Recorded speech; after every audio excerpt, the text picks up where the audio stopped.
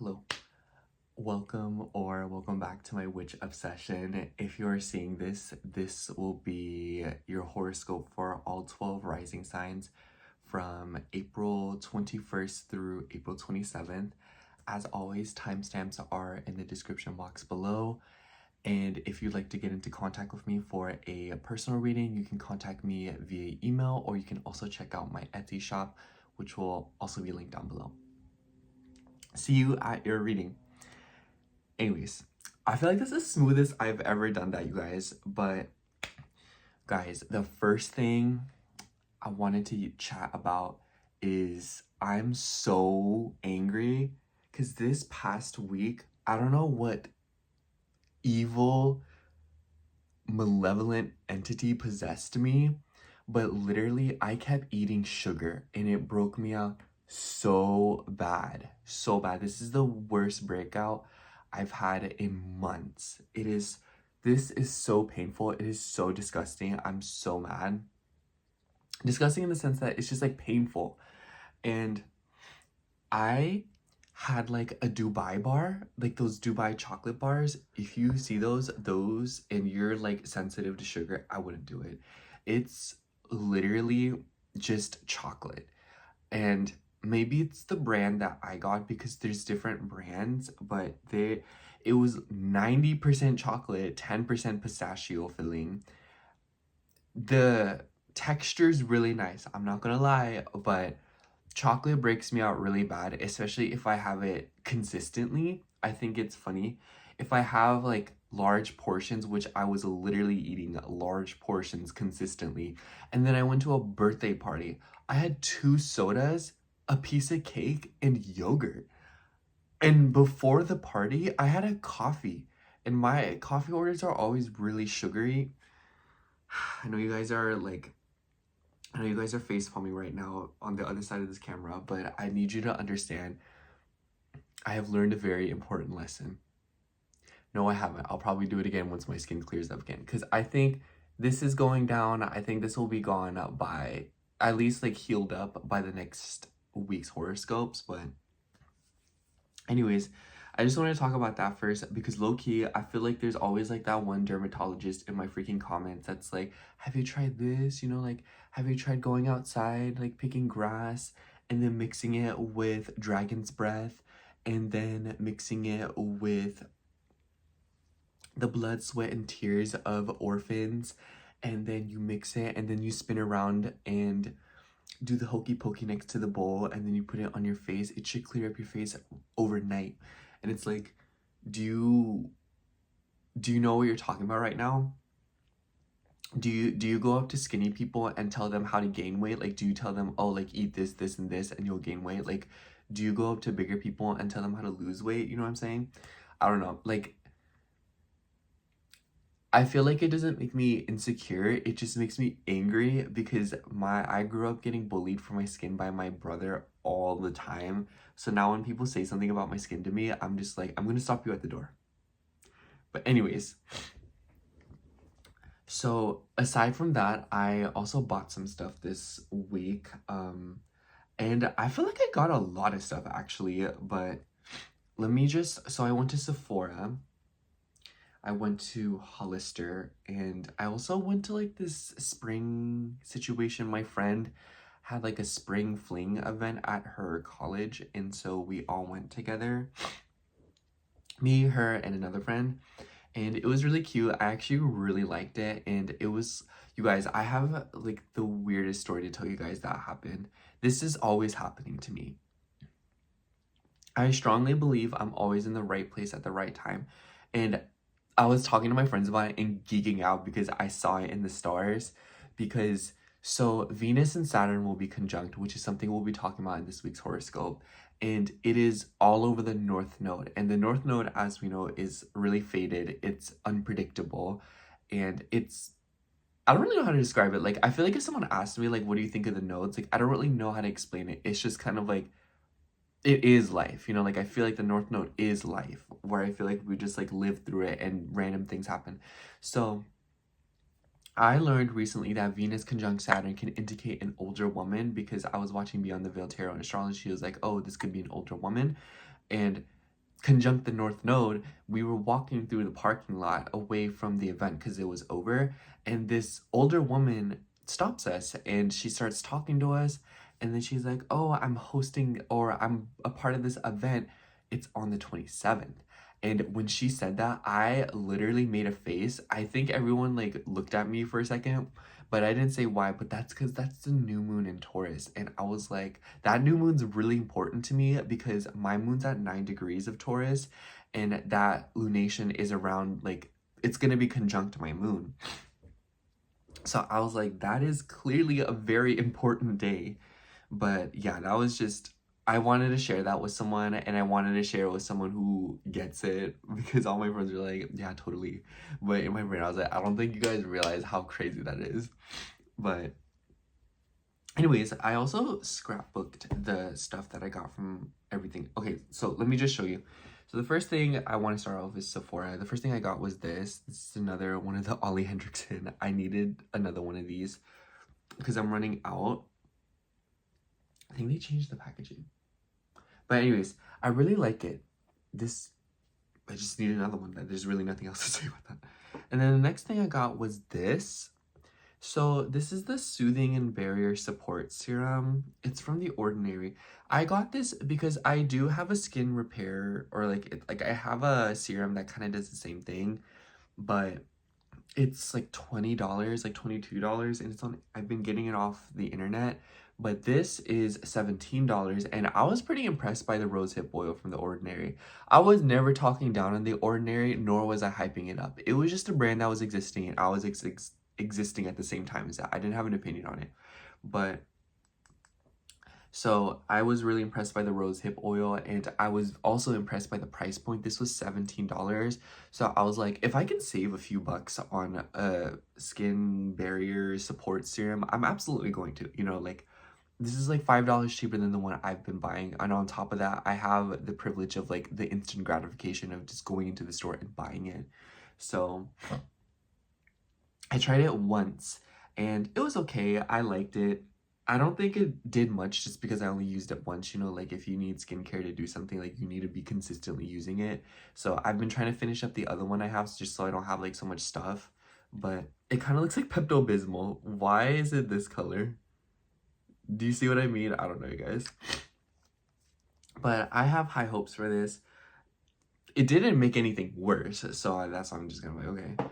And then I also got a sheet mask. I already used it, but it was just like a Sephora brand sheet mask. It was like hyaluronic acid because I feel like my skin got really dried out, because on top of all that sugar I had, I also had a bunch of sodium one of these nights, and sodium, it like dehydrated me and made this worse. So good job, me.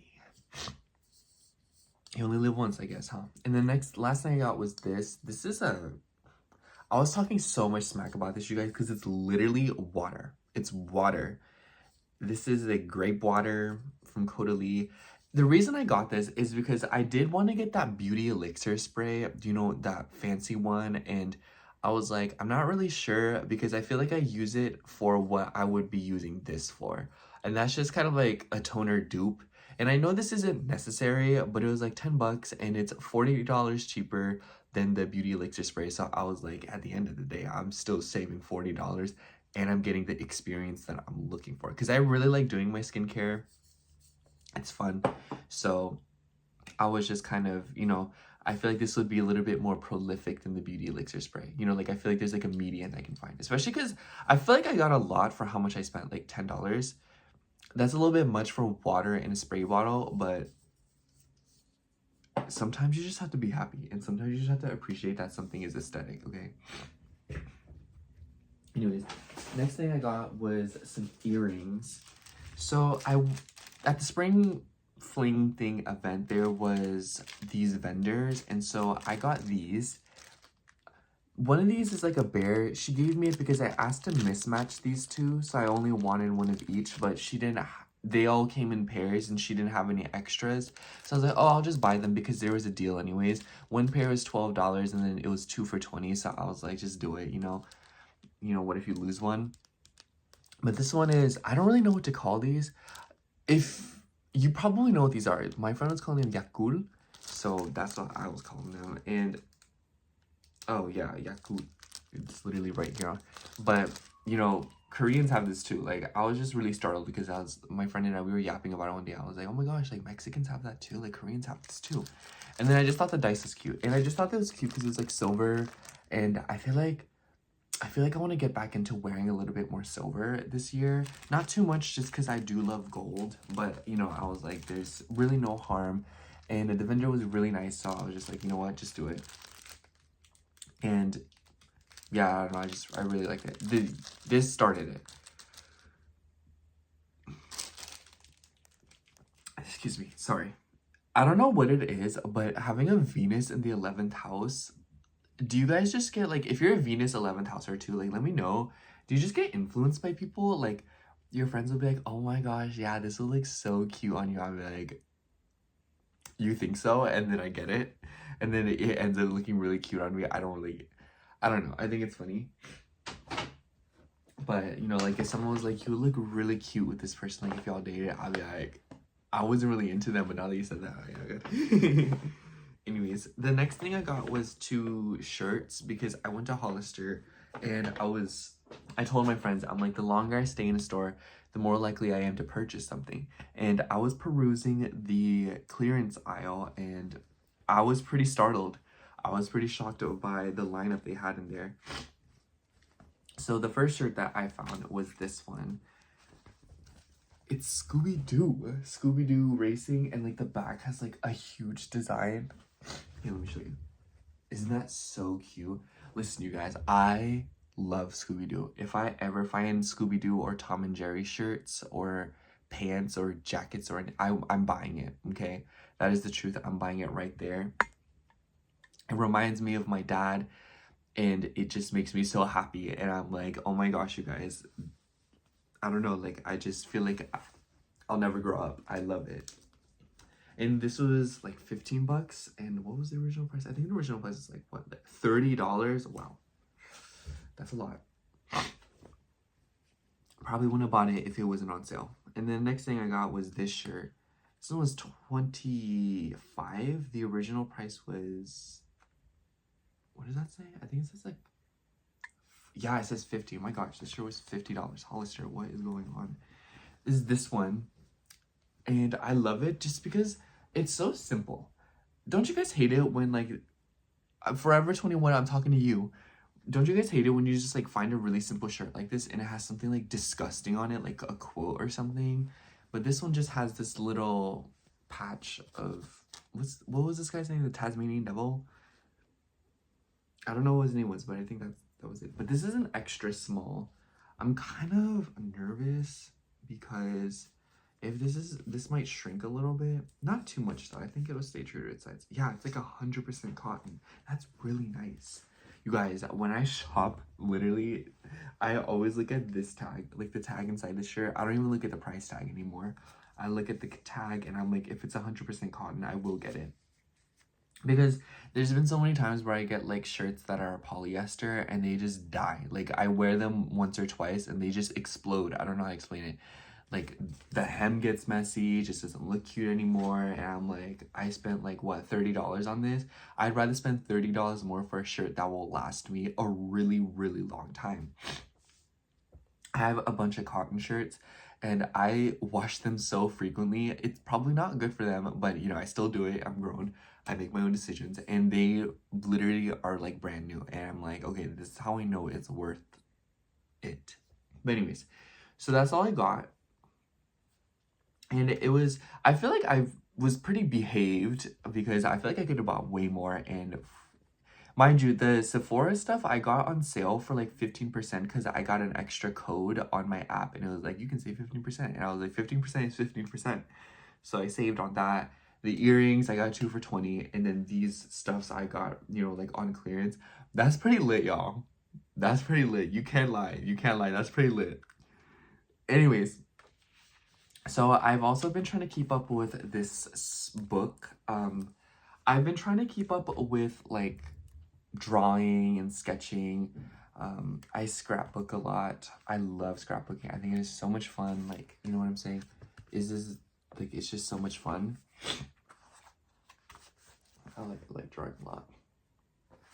And oh, this is what I'm most proud of. I drew Ariana Grande. What do you guys think? I asked my friend and she was like, the more I look at it, the more I'm like, yeah, this is definitely Ariana Granola. I'm very satisfied.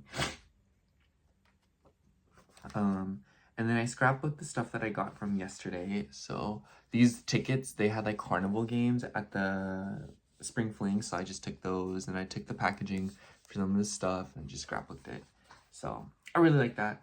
But yeah, I'm trying to keep up with this thing and it's been pretty nice so far.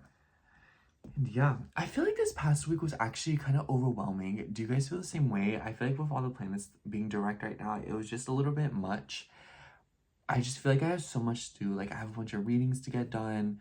Like I have to type out like a bunch of birth chart readings, and then I need to do some tarot readings. I need to write some stuff out, and I'm like filming, and it's just like that and like balancing my like personal life, like trying to keep up with like art and like playing video games and like, you know, keeping up with my friends and, you know, like keeping the apartment clean. It's kind of overwhelming, and I'm not mad about it, of course. I'm very grateful. I'm honestly really, really grateful that I have a life to be overwhelmed by. And I feel like I just love that I have stuff to do.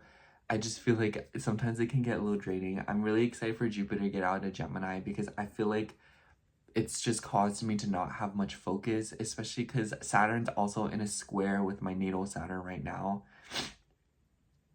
And it's just been kind of like I feel like really overwhelmed. And you know, I'm grateful because, you know, I have stuff to do, and I feel like there was a time and point in my life where I had literally nothing to do and I kind of hated it. But now I feel like I'm making a move on with my life. And yeah, and I also wanted to mention before I kind of let you go, like I really appreciate all the comments where people were like, oh, I really enjoy the rambles in the beginning. I enjoy, you know, like you talking to us, and I'm just like, that makes me so happy because like I enjoy it too. And I just always say it's nice to know who's reading for you. I feel like there's a lot of people out there that, you know, like do horoscopes and readings, and they're amazing people. I just feel like I love like that intimacy of like feeling like a friend's reading for you or a friend's like doing your horoscope for you. I just feel like there's something about that that's so like sweet, and I feel like it feels like I feel closer to them. I feel like the horoscopes come out better because you know this person, or like it feels like you know this person. You know, obviously you guys don't know me, but I like to think that like we feel like we have a connection, you know. But I also really appreciated all like the supportive comments on like me rambling about my parents and stuff and like what's happened in like my life. And obviously like compared to some of you, I have like a lot ahead of me in this lifetime, but you know, I feel like I'm trying my best to like heal and keep up with things and manage and do what feels right and not hurt anybody, including myself. But yeah, and I hope that you guys are trying to do the same thing, and I hope you guys are having a good spring. I hope you guys are also staying away from unhealthy processed foods, unlike me, apparently. No, because my skin's about to be clear in the next week. Just you watch. But okay, we're at 18 minutes. I will let you guys go. See you at your horoscope. All right, starting out with Sagittarius rising. So hello, Sagittarius rising. If you are seeing this, this will be your horoscope for April 21st through April 27th. Before anything, Sag, if you hear any background noise, I'm so sorry. Anyways, so the highlight of the week in my eyes is definitely when the moon's moving through Pisces in the middle of it, and then that new moon in Taurus that we have right at the end of this week, literally like on the night of the 27th, and it will feature a T-square with Pluto and Mars, who are forming this tense opposition. You've probably been feeling this since literally the beginning of last week, but I have to say, a lot of the energy this week isn't energy that we are unfamiliar with.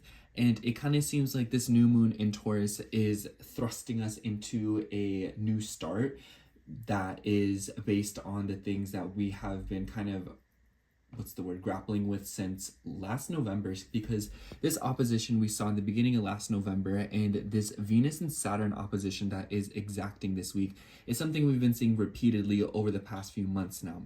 Once at the end of January and once in the middle of this month, basically the beginning of it. So And I feel like the Venus and Saturn conjunction is very much inspiring this new moon, because the new moon is in a Venus ruled sign and Venus is conjunct Saturn. So it kind of once again goes back towards your home, but it kind of seems like there's something going on with your family. I've been noticing a lot of Sag risings are going through something with an older woman, and because this is sort of grappling with the North Node as well, some of you might have a fated encounter or a very interesting encounter with a older woman, or something even about like a father, because Saturn is the father. But you know, Saturn and Venus together can also indicate a older woman. So some of you could be dealing with that. It could be a relative, it could be family, but it could also be someone that is from your past.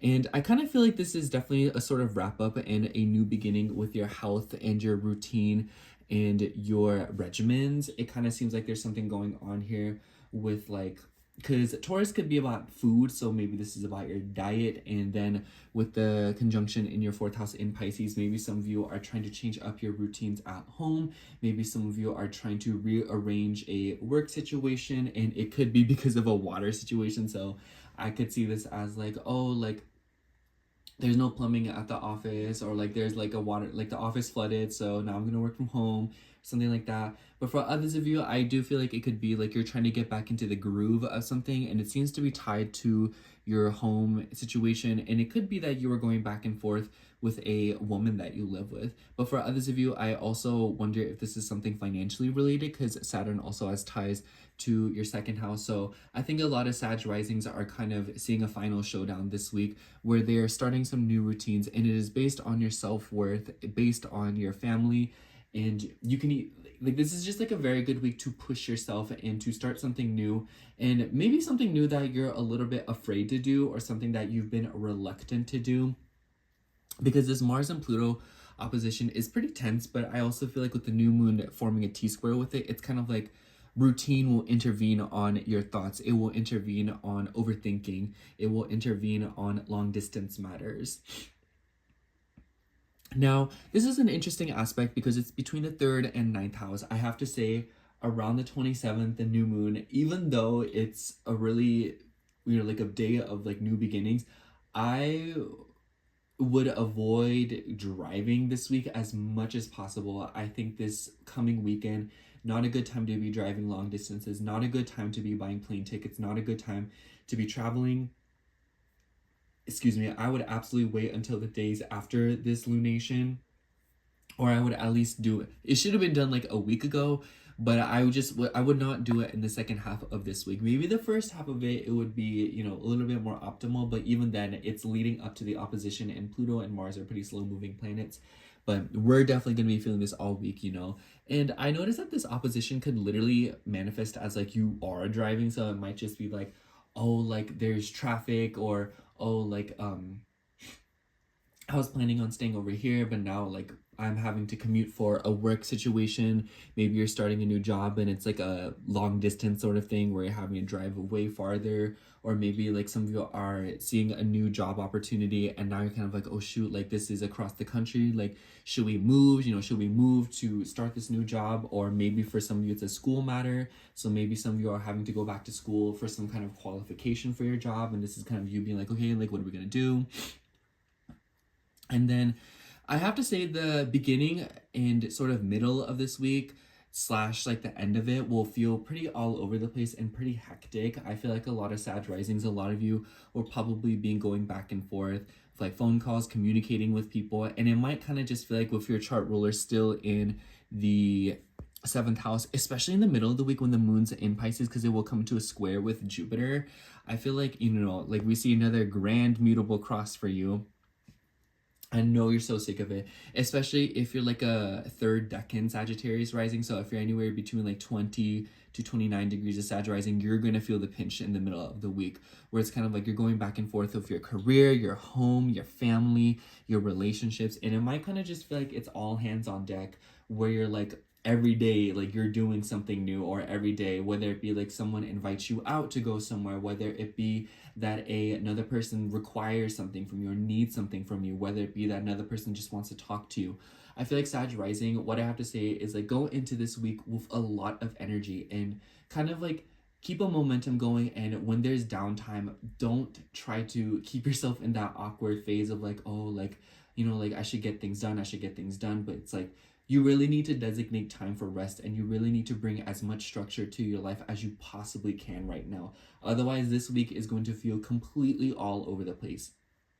So set aside time to kind of, like decompress and take a moment for yourself. Even if it's just like 30 minutes to an hour, it will so be worth it, and it will rejuvenate you, and that will go a very long way, because otherwise this week could really pucker you out, and it might kind of like drain you and burn you out a little bit. So, don't, it makes me think of like driving over low tires, so it's like not optimal. You'll get to where you need to be, but it will do more damage in the long run than if you would have just stopped and taken the time to, fill up your tires, or, take the rest. Some of you could literally be dealing with a car situation.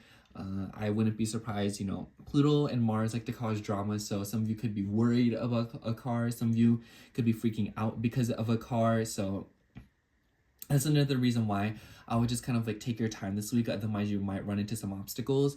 But there is this awkward time period before the weekend approaches. I think maybe like, I say like Thursday, Saturday, or no, Thursday and Friday around that threshold, and early Saturday.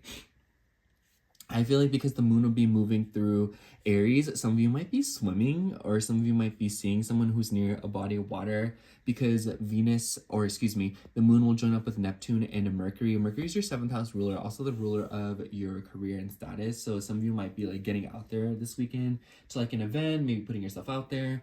Others of you, I would imagine like it could literally be like maybe you're going swimming with a friend, maybe you're going to the beach with a friend, or even a lover. Maybe some of you could meet somebody near a body of water.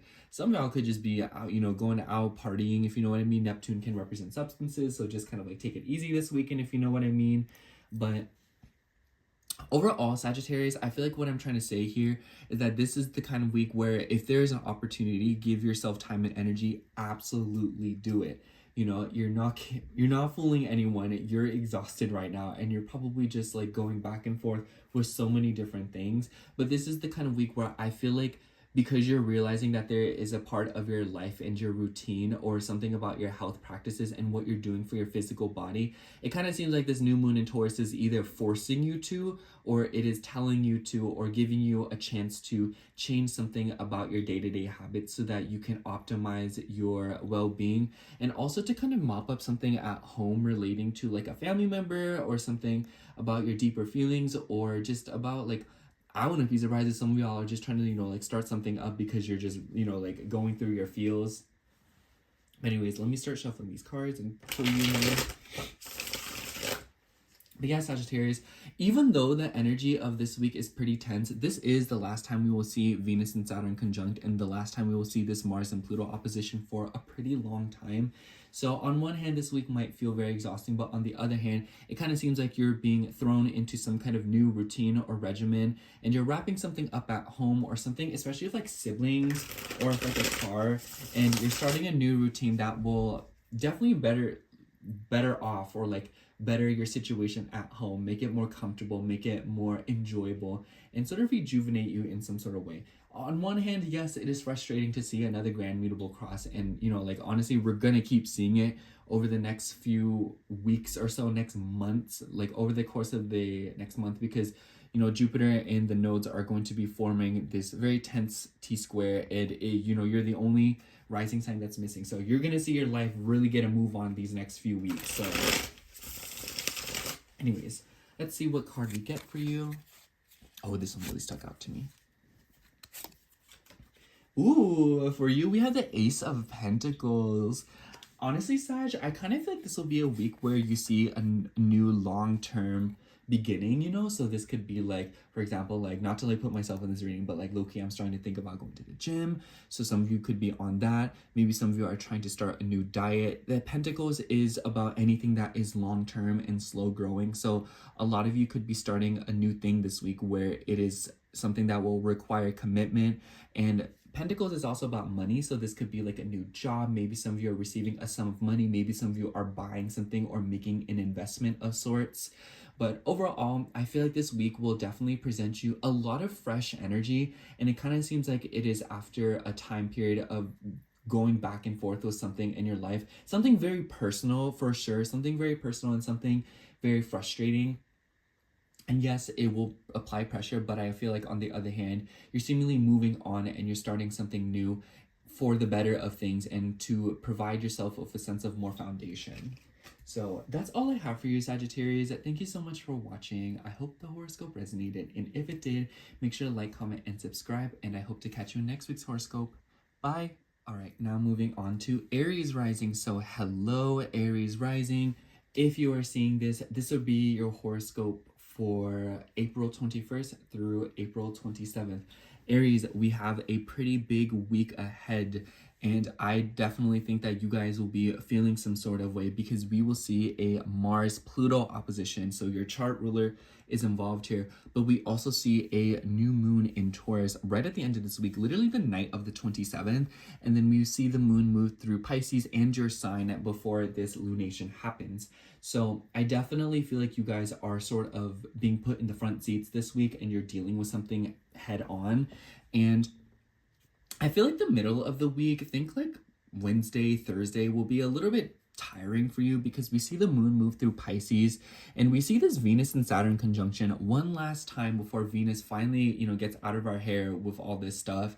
And this Mars and Pluto opposition we saw at the beginning of last November. This Venus and Saturn conjunction we saw about 2 weeks ago and also at the end of January. So this week is very much old energy that we are cleaning up and dealing with one last time before we have a new beginning.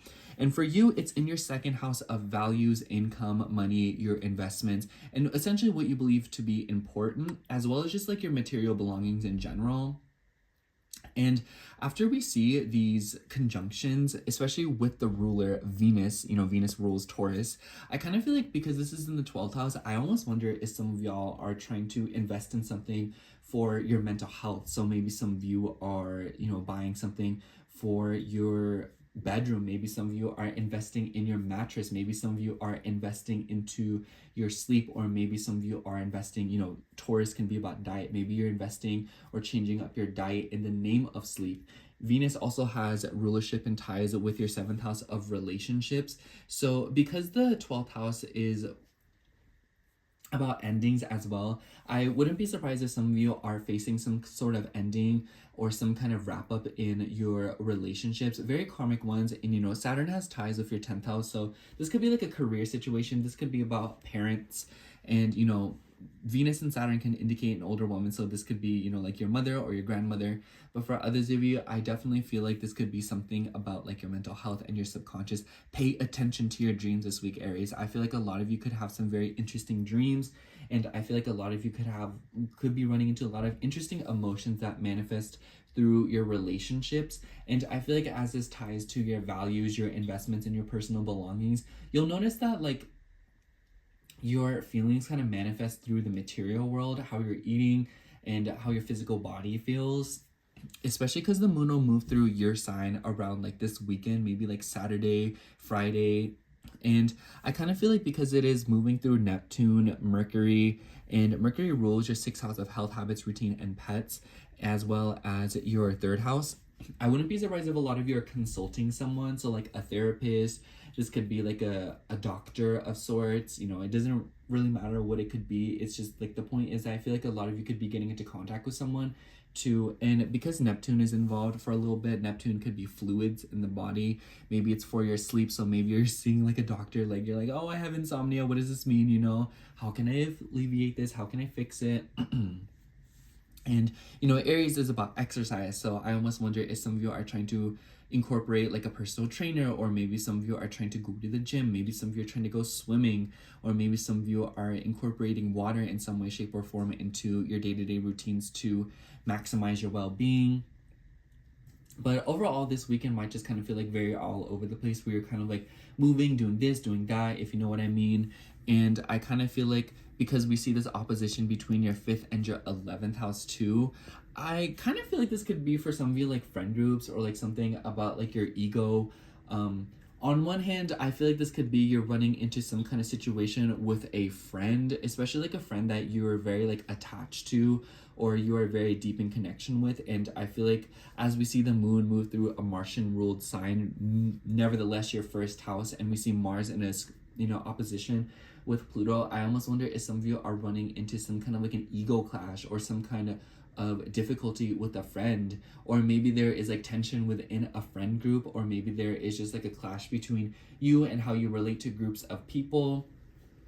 This could even be like a political or like a group setting, or like where you're going back and forth with like groups of people, or groups of people are trying to like, like, it doesn't even have to be like necessarily a bad thing. The only reason I say it could be tense is because Pluto and Mars are not exactly the most positive planets.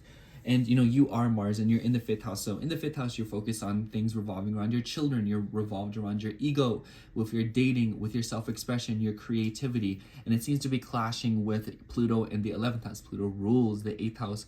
So a foundation, a group of people, your dreams, your visions as they relate to 8th house themes. So relating to, fertility, maybe you're trying to have children. Maybe this is something about sums of money, taxes, or maybe there's something about like a friend group, or maybe there's something about social media, and maybe you're kind of realizing like, oh, like social media is like starting to be like really bad for me, or like maybe there's like drama on the internet and you're kind of like dabbling into it, and you're kind of realizing like, oh wow, this is really not good for me or my body, let me stop doing that. Or it could be that your own experiences with something is clashing with other people's experience on the internet. Something like that could definitely be significant.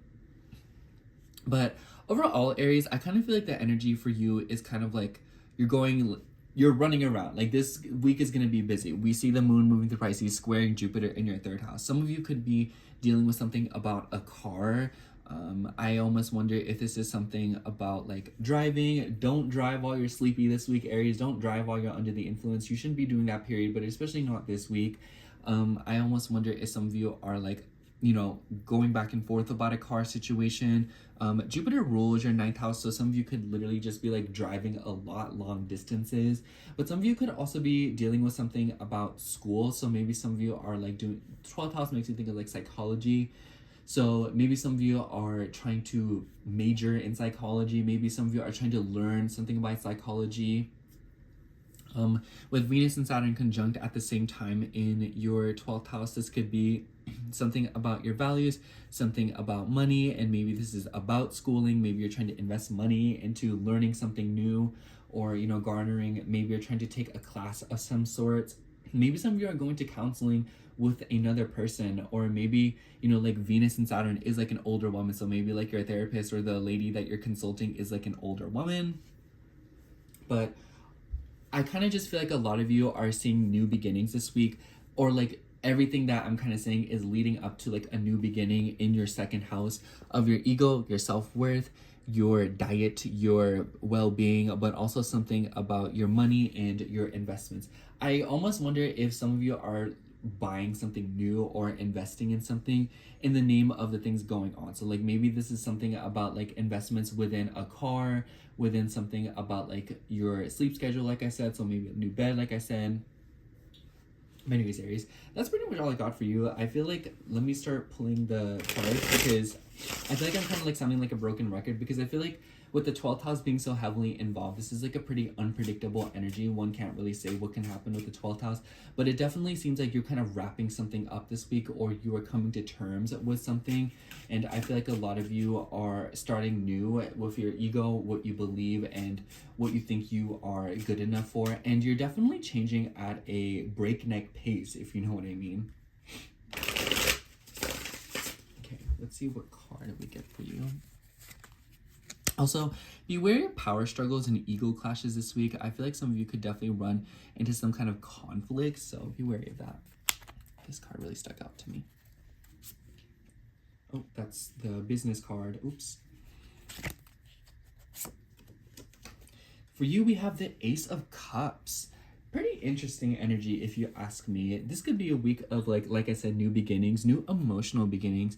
I feel like because maybe Mars and Pluto are in an opposition, the 5th house can also be about, sorry for your background noise, the 5th house can be about your inner child. So I almost wonder if some of you are investing in something to heal your inner child.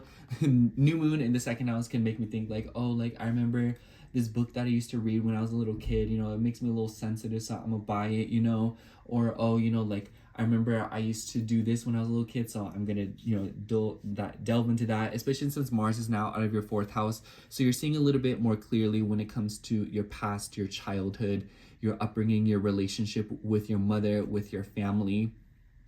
And I kind of feel like an Ace of Cups moment this week could be coming to you where you're receiving an emotional opportunity, definitely from another person. I think of your 7th house ruler being so heavily involved this week and influential, I think that a lot of you could be receiving emotional support or some kind of an emotional offering or beginning from another person this week. This could be literally a relationship, or maybe some of you are like closing a chapter and beginning a new one within a relationship or with something about your emotions. But definitely, I feel like this week you will see fresh energy when it comes to your feelings, as long as you make the effort to clear out the skeletons in the closet.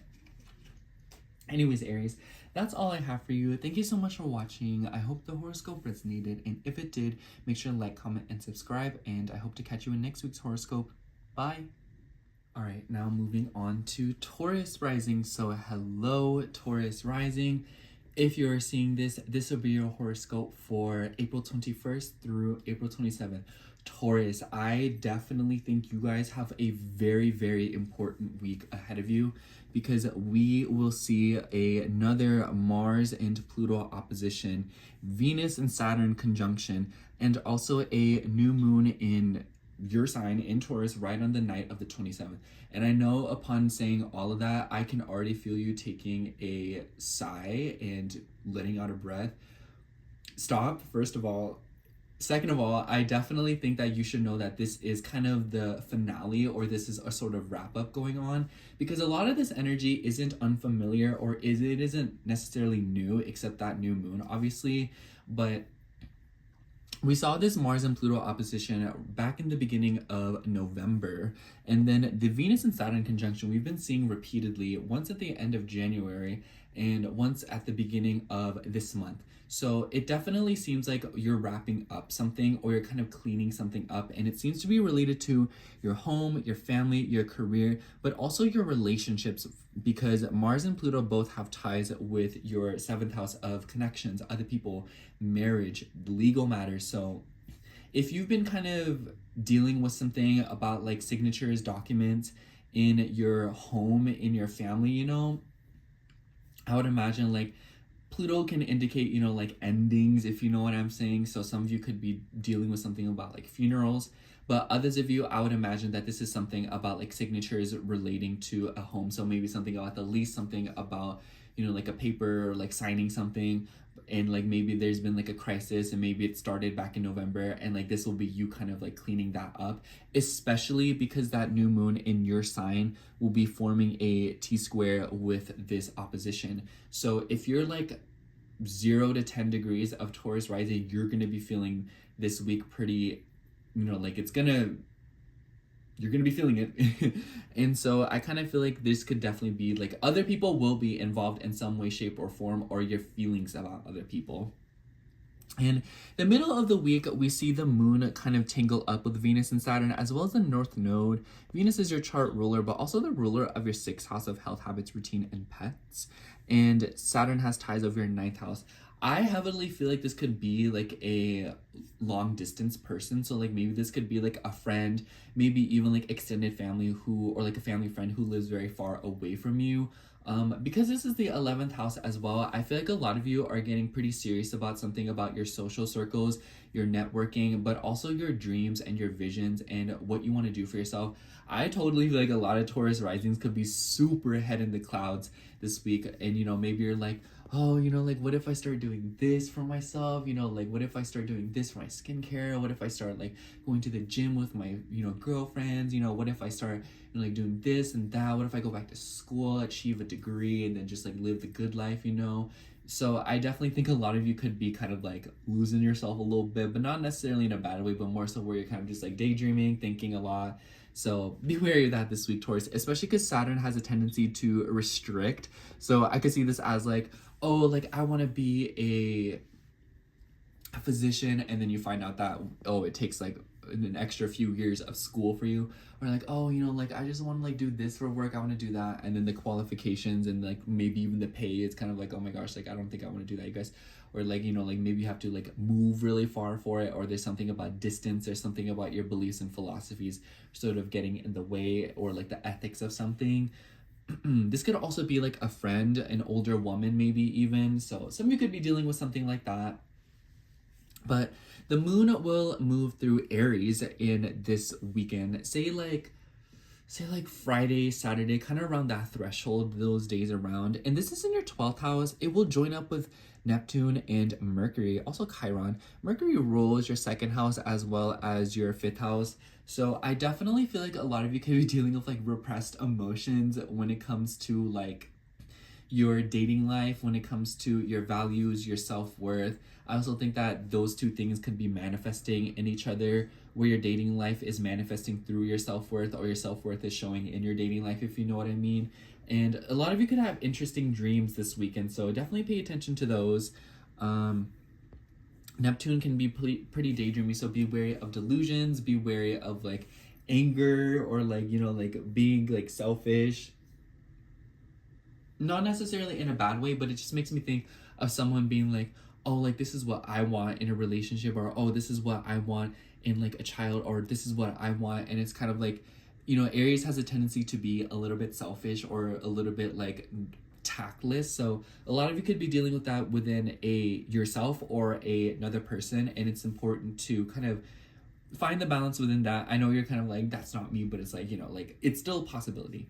Also, I wanted to say that there could also be an expense or something about money, because the moon, once in Pisces, it will be squaring Jupiter in your second house. Jupiter rules your eighth house. So definitely something about values and like what you think is important could be clashing with a friend or with like an idea.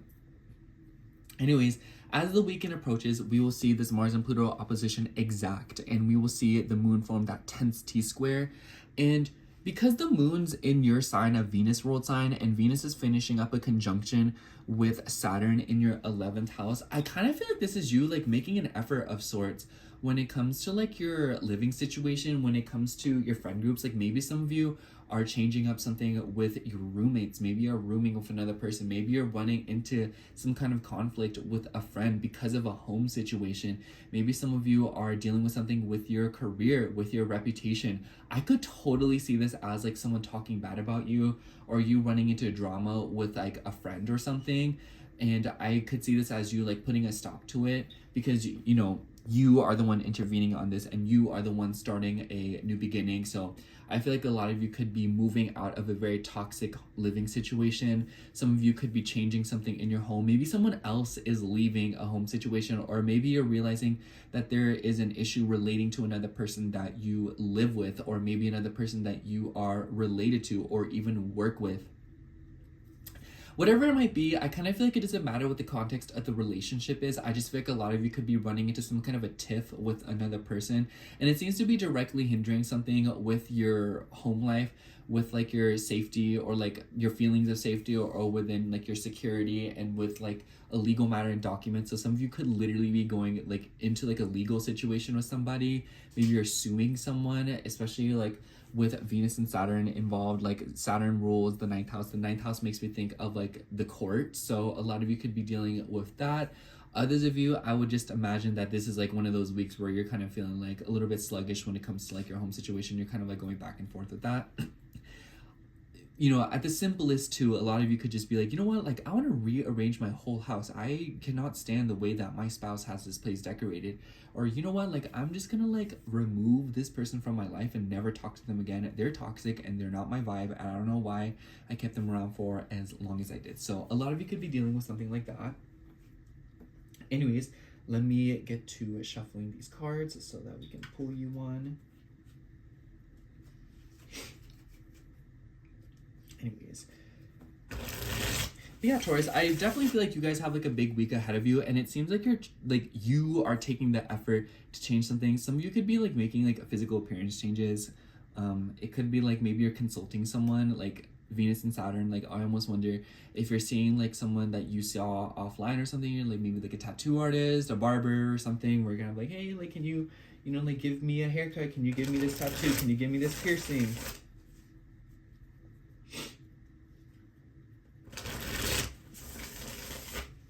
All right, let's see what we get for you. This one stuck out. Ooh, yeah, we have the Queen of Pentacles. I definitely feel like a lot of you could be going, like, dealing with, like, a mother, because the Queen of Pentacles to me is a mother. It's a very maternal energy. So some of you could be dealing with a mom, but for others of you, you could be dealing with, like, a woman. You know, Pentacles gives me, like, low-key a little bit aged energy, so this could be an older woman, Venus and Saturn. Others of you, I feel like this could also be you, where learning to take care of yourself. I could totally see that, Taurus. I could totally see like this opposition T-square within your sign. It's like maybe you haven't been taking care of your physical body. Maybe you haven't been eating well. Maybe you haven't been exercising. Maybe you haven't been sticking to your routines. Maybe you haven't taken a bath. Maybe you haven't done like your usual self-care. I definitely feel like this week there's something about your physical body, taking care of it and regulating yourself through removing things or realizing that there are external factors that are negatively affecting you. So definitely lean into that earthy energy of taking care of yourself. Queen of Pentacles knows self-care better than any other card in the tarot. And I also feel like some of you could be looking at something, like maybe you're paying attention to like a sort of investment or some kind of a financial matter. I totally wouldn't be surprised if this is related to like your values or your money as it relates to like a friend. Maybe a friend owes you money. Maybe there's something about a living situation and you're deciding to put a close to something and let go of something, especially if someone owes you something, or if like there is like a debt that is owed to you. I feel like a lot of you are like reconsidering something or kind of like hanging on to something. But yeah, Taurus, that's all I have for you. Thank you so much for watching. I hope the horoscope resonated, and if it did, make sure to like, comment, and subscribe, and I hope to catch you in next week's horoscope. Bye! All right, now moving on to Gemini rising. So hello, Gemini rising. If you are seeing this, this will be your horoscope for April 21st through April 27th. Oh my gosh, I literally tried filming your horoscope and someone walked in and interrupted me. Story of our lives, huh? Anyways, Gemini, the highlight of this week is definitely the Mars and Pluto opposition we will see at the end of this week, and the new moon in Taurus that we see on the night of the 27th forming a T-square with this opposition, as well as the Venus and Saturn conjunction happening around the 25th. So on one hand, this is a lot going on. On the other hand, this is something that we've been seeing repeatedly for the past few months now. And I definitely get the vibe that this week something is being kind of aired out or being resolved in some way, or at least like a solution is being forced out. And Mars and Pluto, we saw this opposition back in the beginning of November. So I kind of feel like maybe there could have been something going on since then about like a car, a sibling, something about communications. And, you know, we saw this Venus and Saturn conjunction twice. I don't know if I already mentioned that. My brain is like fried right now. We saw it in the beginning of this month. We saw it at the end of January. And so I feel like a lot of you, you know, like this is an opportunity to clean something up when it comes to also your career. I think a lot of Gemini risings have been like dealing with a lot when it comes to their work situation, and this opposition is no exception, because Mars and Pluto both have associations with your 6th house of work and routine, and then we see this Venus and Saturn conjunction right in your 10th. So there's definitely a high zoomed focus on your career and your work. And because we see this new moon in the 12th house, I kind of feel like there could be like a lot of you could be dealing with like a new job or something, or maybe you're like, you know, like fighting for your life or something, and you're like applying to something, or you're going back and forth with a woman, maybe an older woman, about a career situation, about something regarding your status. You know, Saturn rules your 8th house, and then Venus rules your 12th and your 5th house. So this could be something about children as well. I almost wonder if some of you are dealing with responsibilities of being a parent. Maybe some of you are like finding out about a woman being pregnant. Because Saturn has ties with your 8th house, the 8th house can be about fertility. So I almost wonder if some of you are trying for a kid, or some of you are like dealing with something like that. But for others of you, this could also be about money. So like maybe some of you are dealing with something about like a business, something about work. The 8th house can be about like taxes. like your information to apply for a job, especially like your bank credentials, your credit score, or maybe even something about like social security. So some of you could be dealing with something like that. At least that's what, we deal with here in the US. If you're not in the US, it would just be like, whatever y'all got in y'all place. And a new moon in the 12th house is pretty all over the place. Like I said, it's pretty unpredictable. But in the beginning of the week, I'm kind of backtracking. In the middle of the week, we see the moon moving through Pisces. So think like Wednesday, Thursday, around that threshold, we see the moon tangled up with Venus and Saturn in the North Node. So I definitely think that a lot of you could be receiving some kind of news about a career opportunity. And it's something that will kind of come out of nowhere, or maybe something you even manifested, because the 12th house can, like I said, like I can't explain to you and how much I cannot express to you. Like 12th house is very unpredictable. But this could also be something about your ego. Maybe some of y'all are like deciding like, you know what, like I'm good enough for a job. And I feel like this is a sign for you to up your standards for a job. So Gemini, if you've been in this sort of state of being where kind of like, I'll take whatever I can get, like I'll work whatever job, like I feel like the universe is literally saying that like it's time to up your standards, and the higher you reach, the more you will be rewarded, and that totally makes sense, because the midheavens, like the 10th house, is the highest point in the birth chart.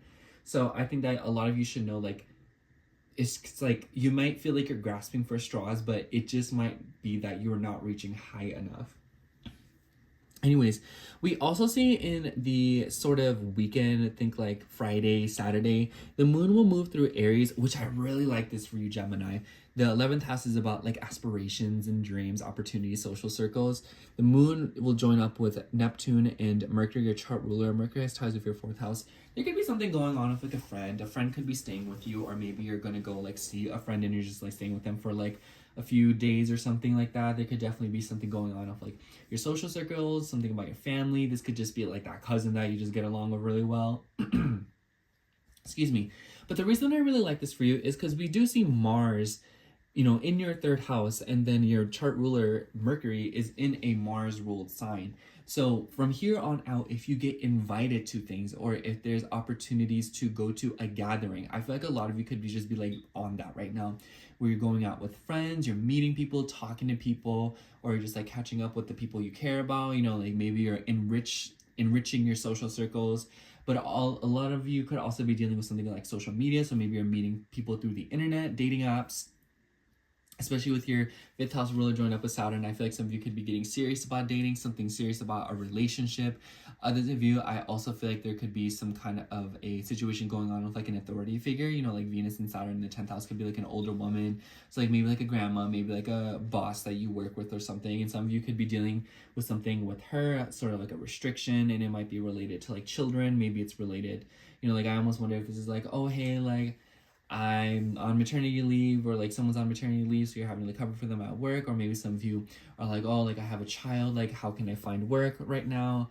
Or maybe some of you are like thinking about like children. Whatever it might be, Gemini, if you are like in that state of being, I feel like a lot of you are thinking about like kids in some way. But for others of you, it could be like about your inner child and like enjoying yourself, having fun, and projecting that into the world.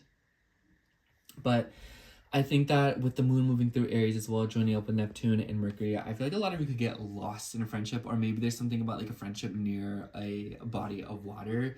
So maybe some of you are like going to the beach with a friend. Maybe some of you are like going out for like drinks with a friend, if you know what I mean. And then with the moon joining up with Mercury, I feel like because Mercury also ties with the 4th house, I feel like a lot of you could be getting news too about like sorry for your background noise, about like a living situation too, from like a foundation or like an organization, maybe like a group of people or something of the sorts. And then when we see that new moon forming a T-square with Mars and Pluto, who both have ties with your 6th house, it definitely seems like there's like a long distance matter unfolding. Some of you might be dealing with like maybe you're commuting for work, maybe you're having to like drive really far for a work situation, or maybe you're dealing with another person driving really far, or maybe there's just something going on about like your mental health, your beliefs, your philosophies. The 9th house can be about that, and you're in the 12th house. I feel like this is definitely something about like embracing your self-worth, or something about like your finances, because Taurus can be about money.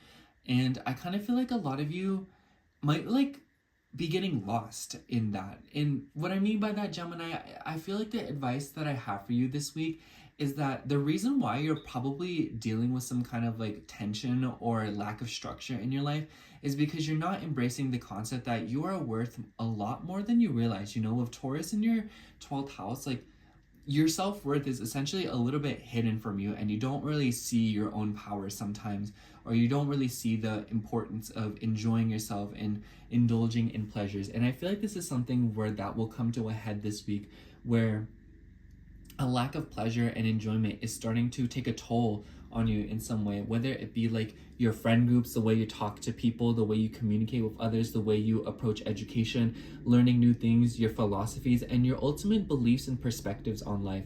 And I feel like this week is going to teach you like, hey, like you're good enough, and you need to believe that you're worth a lot more in order to have the things that you want, whether it be a job, whether it be an amazing group of friends, whether it be more friends, whether it be like social circles, or whether it be opportunities through the internet, opportunities through education, and to learn something new, and to also travel and move abroad. I feel like a lot of Gemini risings are low-key also wanting to like move or like leave somewhere. Like, so maybe you're like wanting to move long distances, or you're like, you know what, y'all, like for some reason I just want to live in Massachusetts, or like for some reason I just want to move to like Australia or something. Like I just don't want to do this anymore. But overall, I kind of just feel like this week for you, it's like control your impulses. But let me shuffle the cards and see what comes out for you.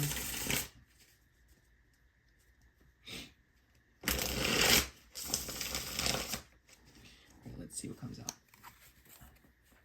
And let's take this one. Yeah, we have the Page of Pentacles. The page is like to bring news, so somebody could be receiving some sort of news or like a notification of sorts from a, you know, financially related matter. But this could also be like, I think of the Page of Pentacles as like a little kid looking at a candy bar or something that they really want. So it makes me think of like, oh, like I really want this thing from the store, or oh, I really want this sum of money, or oh, I really want this material thing. And it's like, if you want it, like there's obviously a reason that, you know, you want it. And there's like, you aren't meant to go through this life not experiencing the things you want and the things that you want to feel, especially with like your physical body and the five senses. So, you know, Taurus in the 12th house, new moon. And I feel like this could be something about communicating that, talking to people about it, and, you know, people hearing you out, especially with the 3rd and 9th house, you know, like that could be about communication, your words. But I also feel like this could be like spells. Be careful, Gemini, this week. You're constantly manifesting with the things you say and think. So keep an eye out for that this week, and pay attention to the words you're saying, because you are casting, I want to say incantations because it's like a fancy word, but you are casting spells constantly. So be wary of that. Anyways, that's all I have for you, Gemini. Thank you so much for watching. I hope the horoscope resonated, and if it did, make sure to like, comment, and subscribe. And I hope to catch you in next week's horoscope. Bye. All right, now moving on to Cancer rising. So hello, Cancer rising. If you are seeing this, this would be your horoscope for April 21st through April 27th. Anyways, Cancer, I definitely think that this is a very, very important week, because we will see a Mars and Pluto opposition, a Venus and Saturn conjunction, and most importantly for you specifically, a new moon in Taurus right in your 11th house. And the new moon will take place on the night of the 27th, and it will form this T-square with this Mars and Pluto opposition. So a lot's going on here, and I kind of feel like this is something. Okay, so first of all, this energy is energy we have seen before. The Mars and Pluto opposition we saw back in the beginning of November. This Venus and Saturn conjunction we have seen repeatedly over these past few months now. We saw it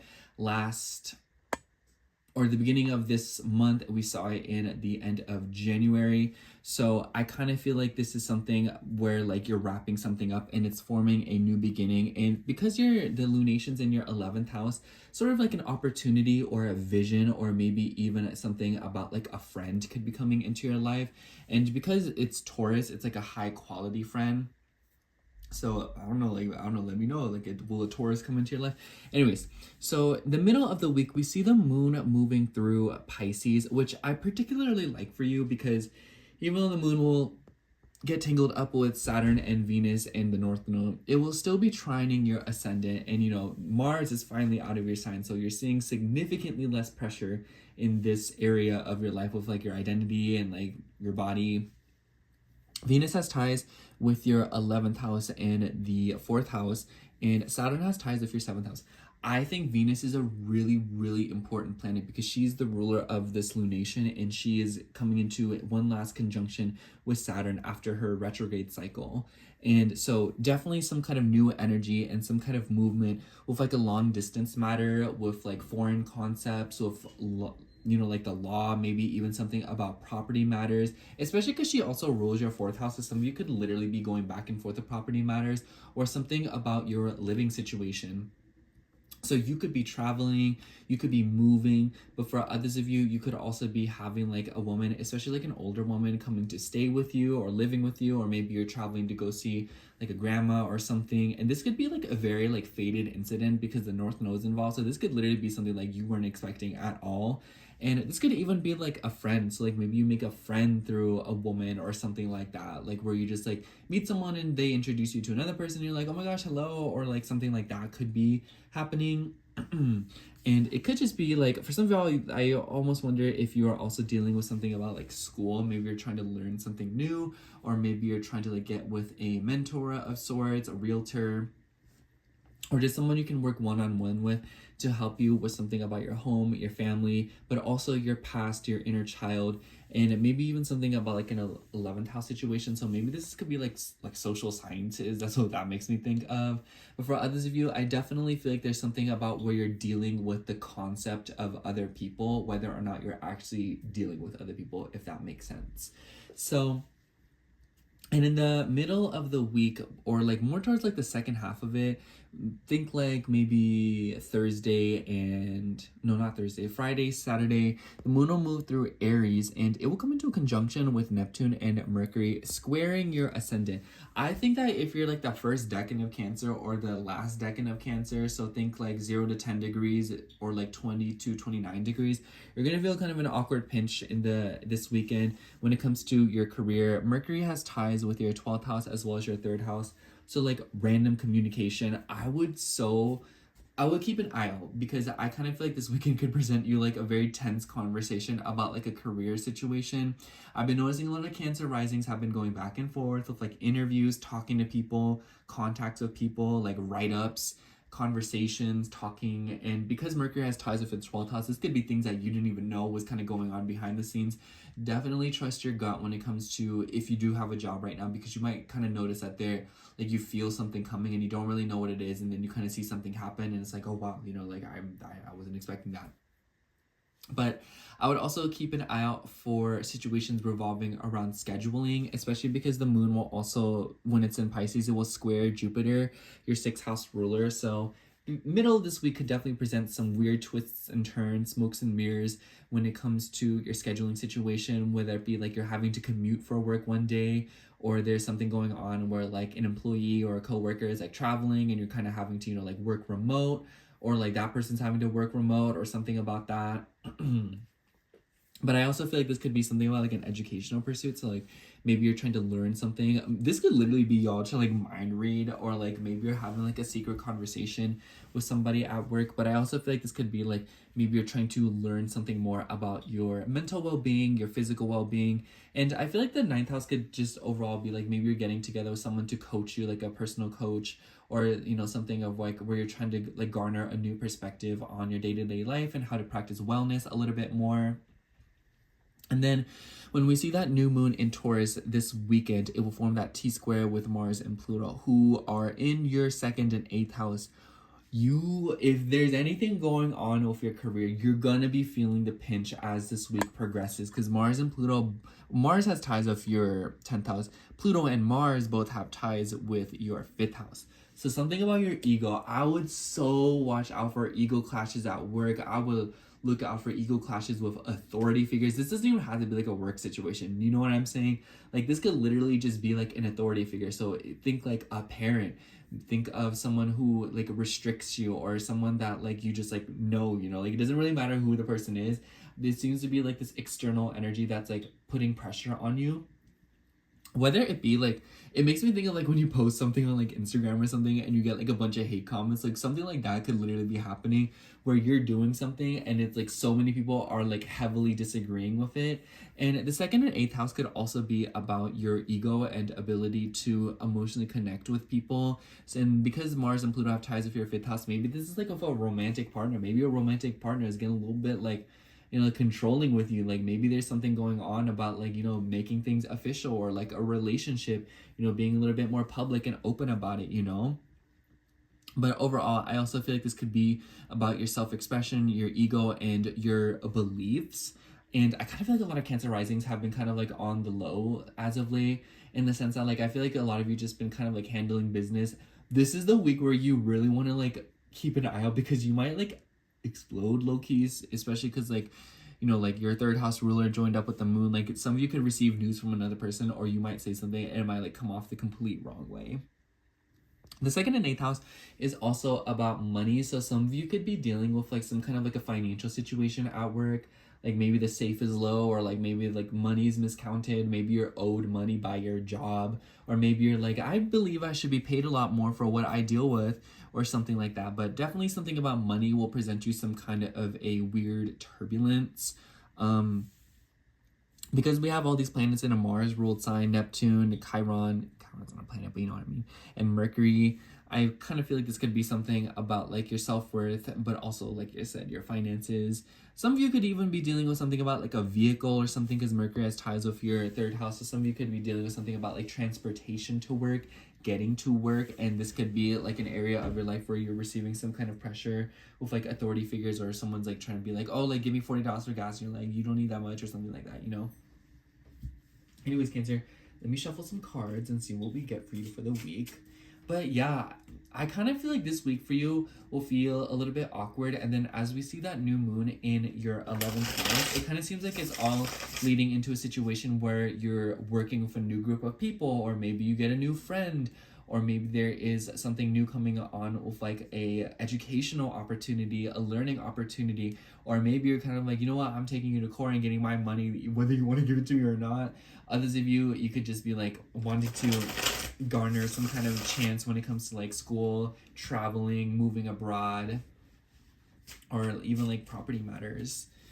That's because like, you know, the new moon's in a Venus world sign, and Venus is in your 9th house conjunct Saturn, your 7th house ruler. So some of you could also be receiving some kind of like opportunity from like a friend or like a lover. Maybe a friend is like admitting their feelings to you, or like maybe you're like falling in love with a friend or something like that.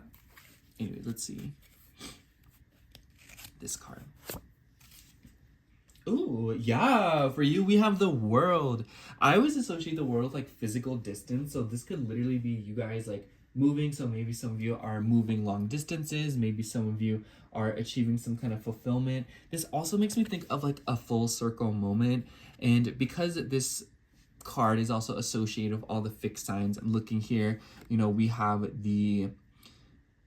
your 11th house, your 2nd house, your 8th house, and your 5th house. So definitely something about like your dating life, something about your relationships, something about friends, your connections with other people. A week, I feel like this could be a week where you're networking, meeting new people, and it could be related to your values, what you believe to be important. And I feel like this is reflecting in how you're moving right now. Stay true to yourself, and I feel like you guys could come, like what goes around will come around, basically, is the best way to say it. But anyways, that's all I have for you, Cancer. Thank you so much for watching. I hope the horoscope resonated, and if it did, make sure to like, comment, and subscribe, and I hope to catch you in next week's horoscope. Bye. All right, now moving on to Leo rising. So hello, Leo rising. If you are seeing this, this will be your horoscope for April 21st through April 27th. Leo, you have a really important, I feel like I've been saying that to every sign, but like for you especially, because we will see a Mars and Pluto opposition in your sign, and we will also see a Venus and Saturn conjunction, and also a new moon in Taurus on the night of the 27th, with forming a T-square with Mars and Pluto. So if you're anywhere between like 0 to 10 degrees of Leo rising, you will be feeling the pinch this week, and you will be feeling like the movement, if you know what I'm saying. But anyways, I think that this week for you is the energy we've seen before. Like in the sense that like I feel like this week you might get a little bit of deja vu, or you might kind of feel like something is coming to the surface again. And because we see this Mars and Pluto opposition, we saw it in the beginning of last November, and we see this Venus and Saturn conjunction for the final time. We've seen this one in the beginning of this month as well as the end of January. And I'm really excited for you, Leo, because I kind of feel like the stuff going on in your 8th house has been pretty disruptive and really draining for you, but in a way that's kind of like you can't really see it because the 8th house doesn't aspect your ascendant. So it's been kind of like you might feel like blindsided, or you might kind of feel like you're having to deal with a sort of side quest or something that isn't that relevant to you, or even that you have much control over. So I feel like a lot of you have been seeing something kind of unfold in an 8th house theme with like your intimacy, your transformation, in the sense like how you relate to other people. Venus has ties with your 10th house, your 3rd house, and Saturn has ties with your 6th house. So relating to your health, your routine, your relationship with your body, your career, your work, and ultimately what you want to do and what you want to be known for, maybe even your legacy.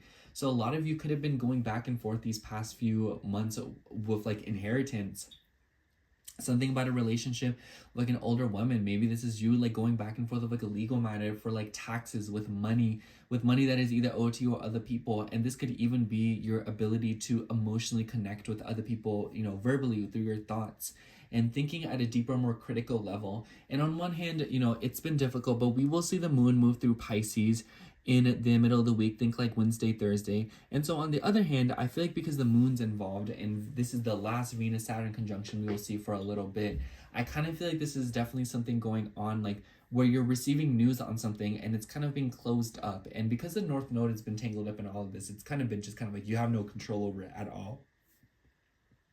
Excuse me, it's been something that you've been seeing kind of like unfold pretty rapidly. And I wouldn't be surprised if like the energy tends to accelerate as this week progresses. And it could be in the form of like receiving news or receiving like an interview or receiving like a conversation or communication from like especially a woman, perhaps an older woman. And we will kind of see like something about that kind of wrap up. And then we see Mars and Pluto opposing over your 1st and 7th house over the week. And so this is the 1st and 7th house. It's about like legal matters. Mars and Pluto have ties of your 4th house. So definitely like some kind of tension with some kind of standoff with like a home situation as it relates to like legal matters, but also something about other people. I think that this could also be like control issues within relationships, within a family. So the 4th house makes me think of a mother, so some of you could be dealing with that. And then the moon will be moving through Aries in the sort of weekend, so think like Friday, Saturday, and it will come into conjunction with Neptune, Mercury. Mercury has ties of your 11th house as well as your 2nd house, and this is in your 9th house, so this could definitely be something about like money and investments relating to property, but this could also be something going on of like traveling, moving long distances, perhaps near a body of water since Neptune is involved here. I think that this could also be like surprise communication from like a foundation or a group of people because of the 11th house. The 11th house makes you think of like groups, but this could also be something about like a vision or like a dream that you have because the 9th and 11th, the 11th house ruler is in the 9th house. It makes me think of like, oh, like I want to do this, or this is my dream, this is my destiny, this is what I want, like this is what I picture for myself. And by the way, the moon, when it's moving through Pisces, it will also come to a square with Jupiter in your 11th house. So definitely something about a friend, but also something about your visions, about your ego, what you believe for yourself, and what you are hoping for right now.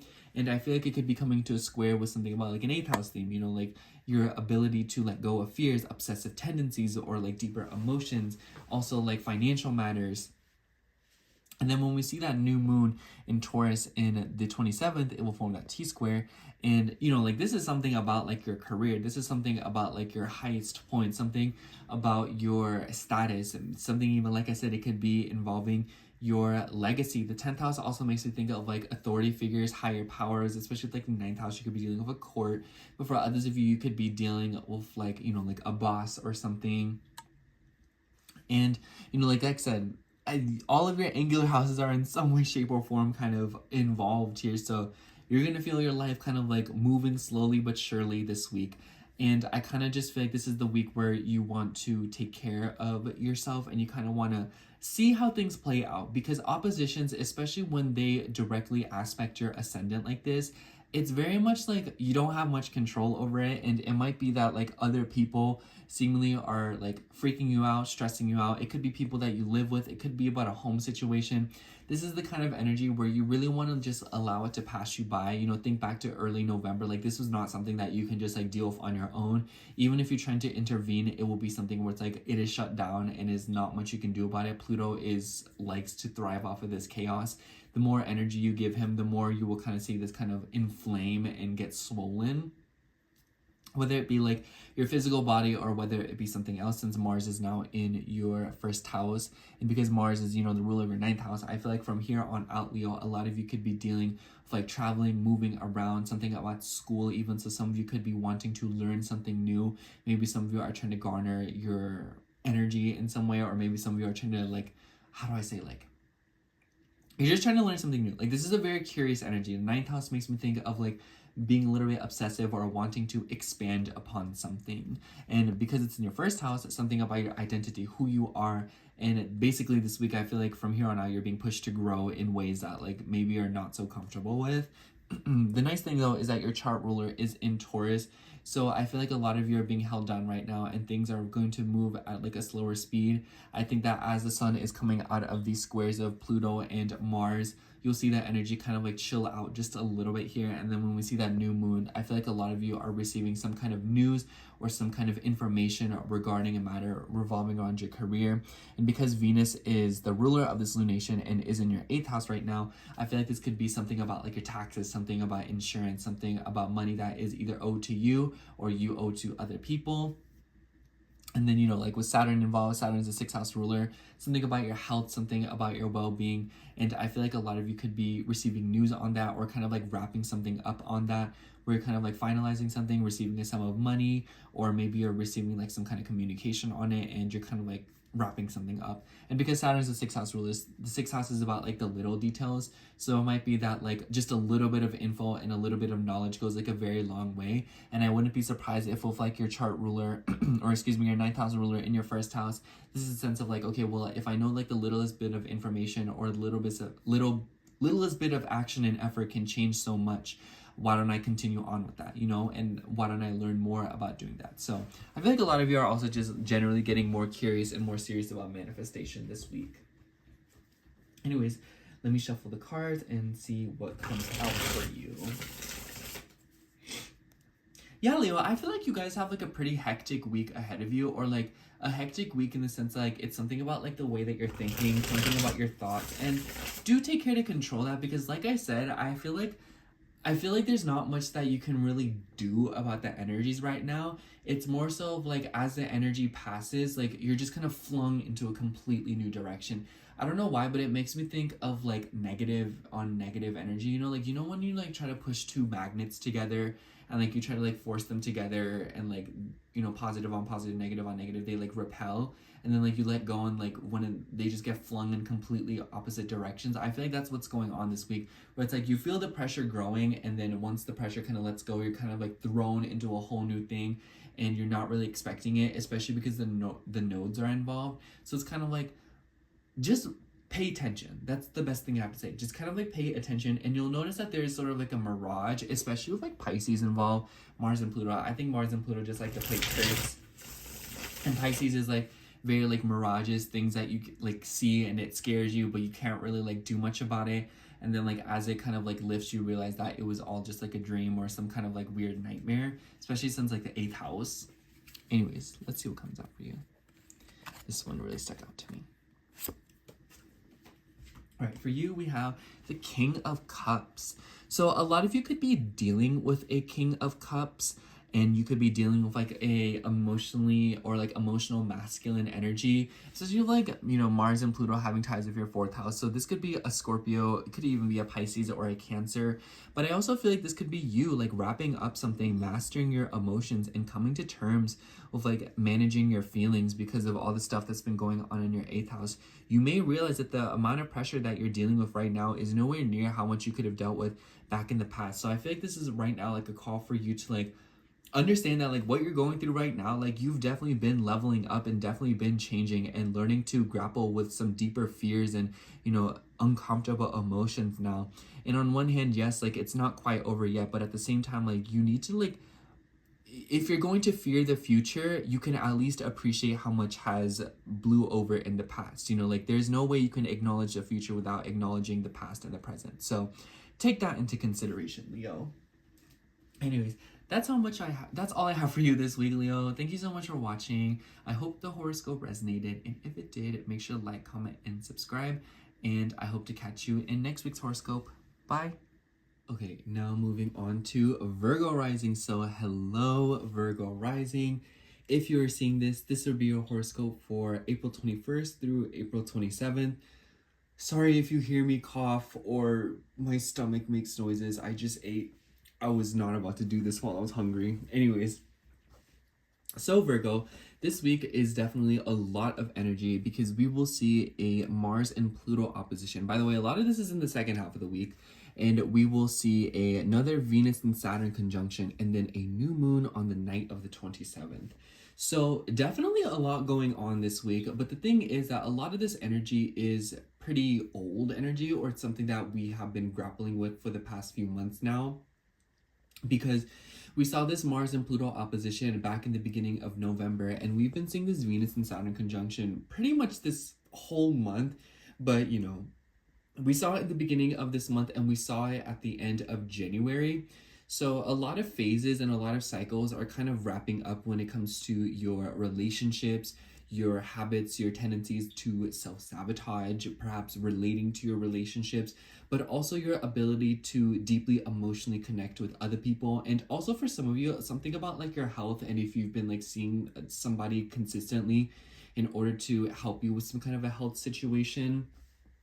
But in the middle of the weeks, think like Wednesday, Thursday, the moon will be moving through Pisces and in your opposite sign. And you know, we see this tangle up with the North Node, Venus, and Saturn. Saturn rules your fifth house, Venus rules your second house, as well as your ninth house. So a lot of you could be dealing with like contracts, legal matters, like relating to, relating to property, relating to school, relating to traveling. Maybe some of you are caught up in a long distance relationship. For others of you, I also think that this could be something about money and, you know, like the organization of money. Like maybe you're investing in something, maybe you're getting together with like a personal trainer, and maybe you're like paying them. But this could also be for some of you something about like your finances relating to like legal matters. So maybe some of you are applying for a loan, and maybe some of you are applying for some kind of a financial benefit, or maybe some of you are receiving some sort of a financial benefit from somebody. It could be an older woman since Venus and Saturn. But for others of you, I kind of feel like this could also be something about your values and intimacy in a romantic relationship. So, you know, the first part is more for like the single Virgo risings, but if you're in a relationship, Virgo, I definitely think that this week you will see something come to a head when it comes to your romantic connections. It could be involving your ego, it could be involving something of your self-esteem, your values, but also your ability to connect with this person and what you ultimately see for the connection. Because the ninth house makes me think of like looking at things from a bigger picture standpoint.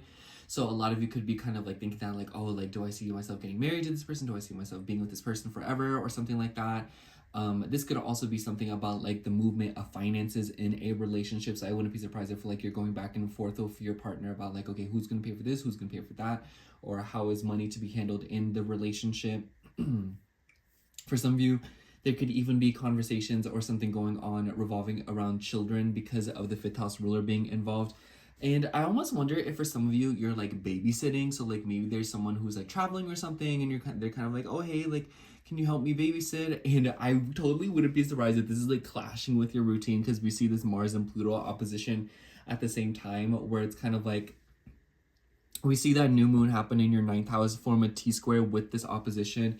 You know, both of these planets have ties with your third house, and, you know, Mars has ties with your eighth house. So I almost wonder if, I don't know, like a sibling's been like, hey, can you watch my kids? Like, I'll pay you money, and you're kind of like, but I have work that day, you know, but they're like, oh, I'll pay you more than your job or something like that.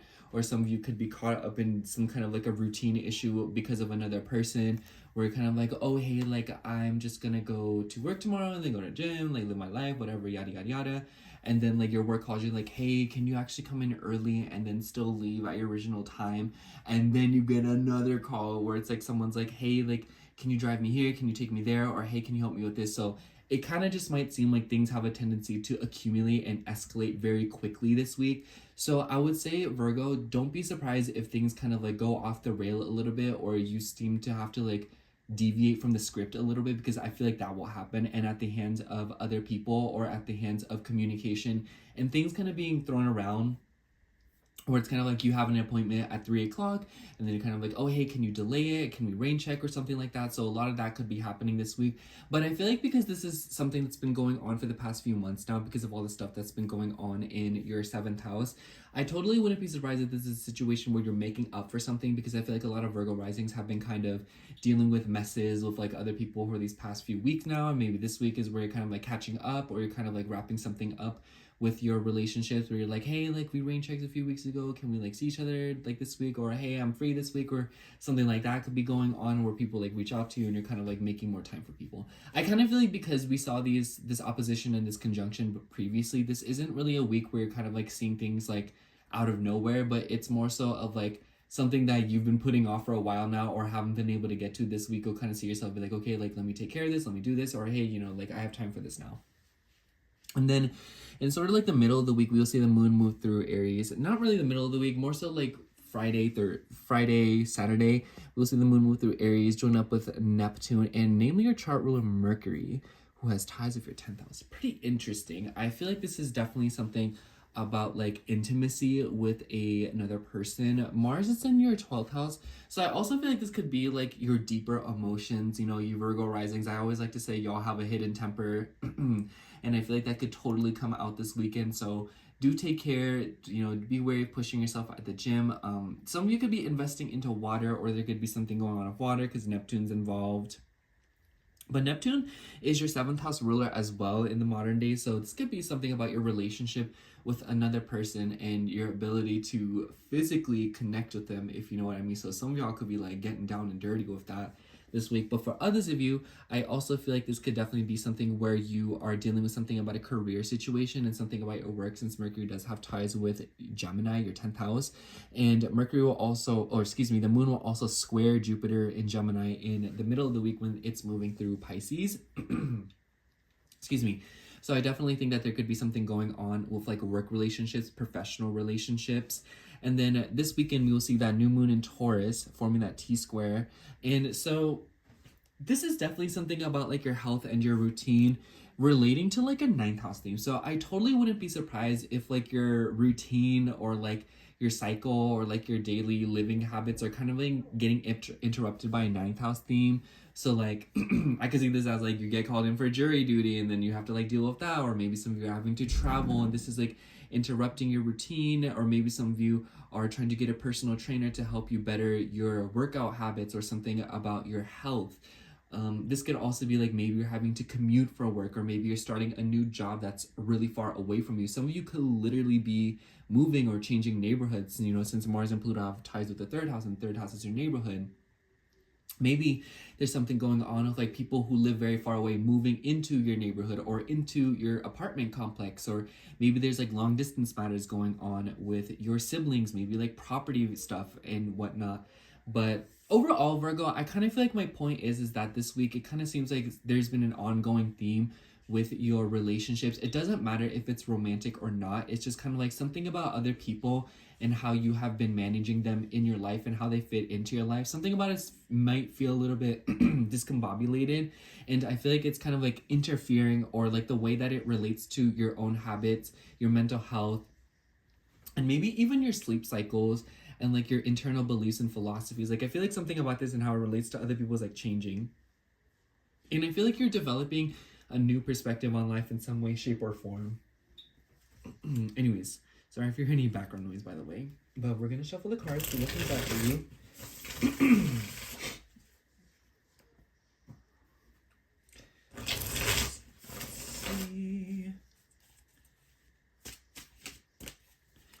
Let's see what comes up for you. Oh, this one stuck out to me.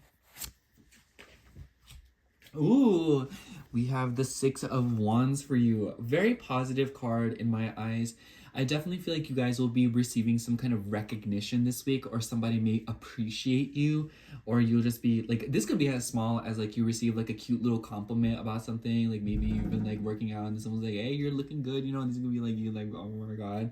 But you know, on a grander scale with the aspects to Jupiter in your 10th house, I almost wonder if this is you all gaining recognition from an authority figure. So maybe a parent, maybe a boss, maybe something about a work situation where you're getting appreciated for something. This could be even on like social media. It doesn't matter what the source is. I just kind of feel like you guys are making some kind of progress this week, or you guys are getting some kind of recognition or some kind of praise that really excites you. And I wouldn't be surprised with like Leo, like the opposition happening in your 12th house, and you know, Leo in the 12th house could be like your hidden ego. So it's kind of like, this might be one of those weeks where you're kind of like moving through and you receive like compliments or attention, and you're kind of like, you're like, oh my gosh, thank you, but deep down you're like, as you should, you know, period. We love that. So yeah, Virgo, I feel like this could be a week where you're seeing some kind of victory, or you're kind of seeing something work out in your favor. I think it's funny, it's like number 6, you're the 6th zodiac sign, so it could even be related to like a work or routine matter, or someone is appreciating you.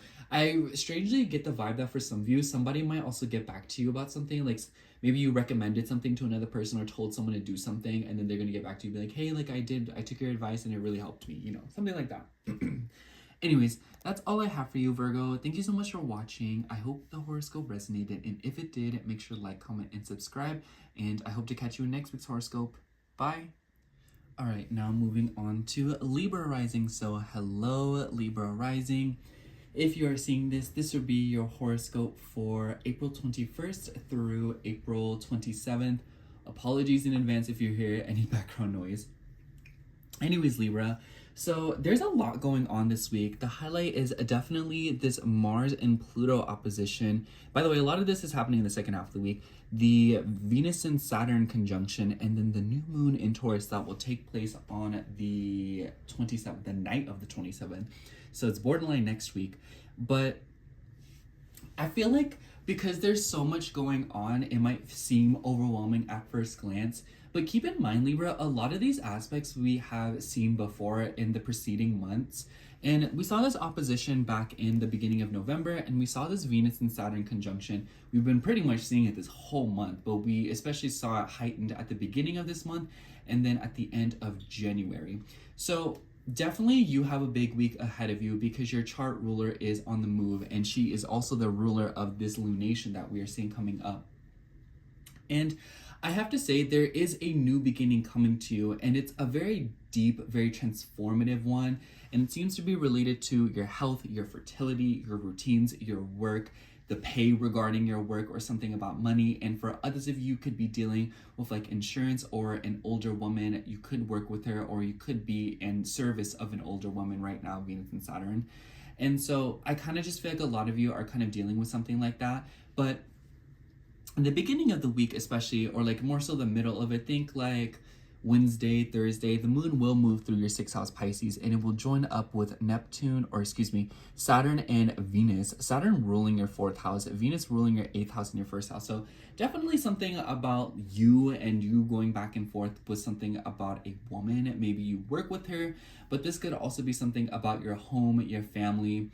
You know, like, as we all know, like, this could be something about a water situation, because Pisces. But for others of you, this could also be something about your home, and maybe you are dealing with something at your home. Maybe you're kind of like changing up your routine at home. Pisces is about sleep. It's about living spiritually. So I feel like a lot of you could be trying to set intentions for how you're trying to live right now, or a lot of you could be trying to do things more intentionally within your routine.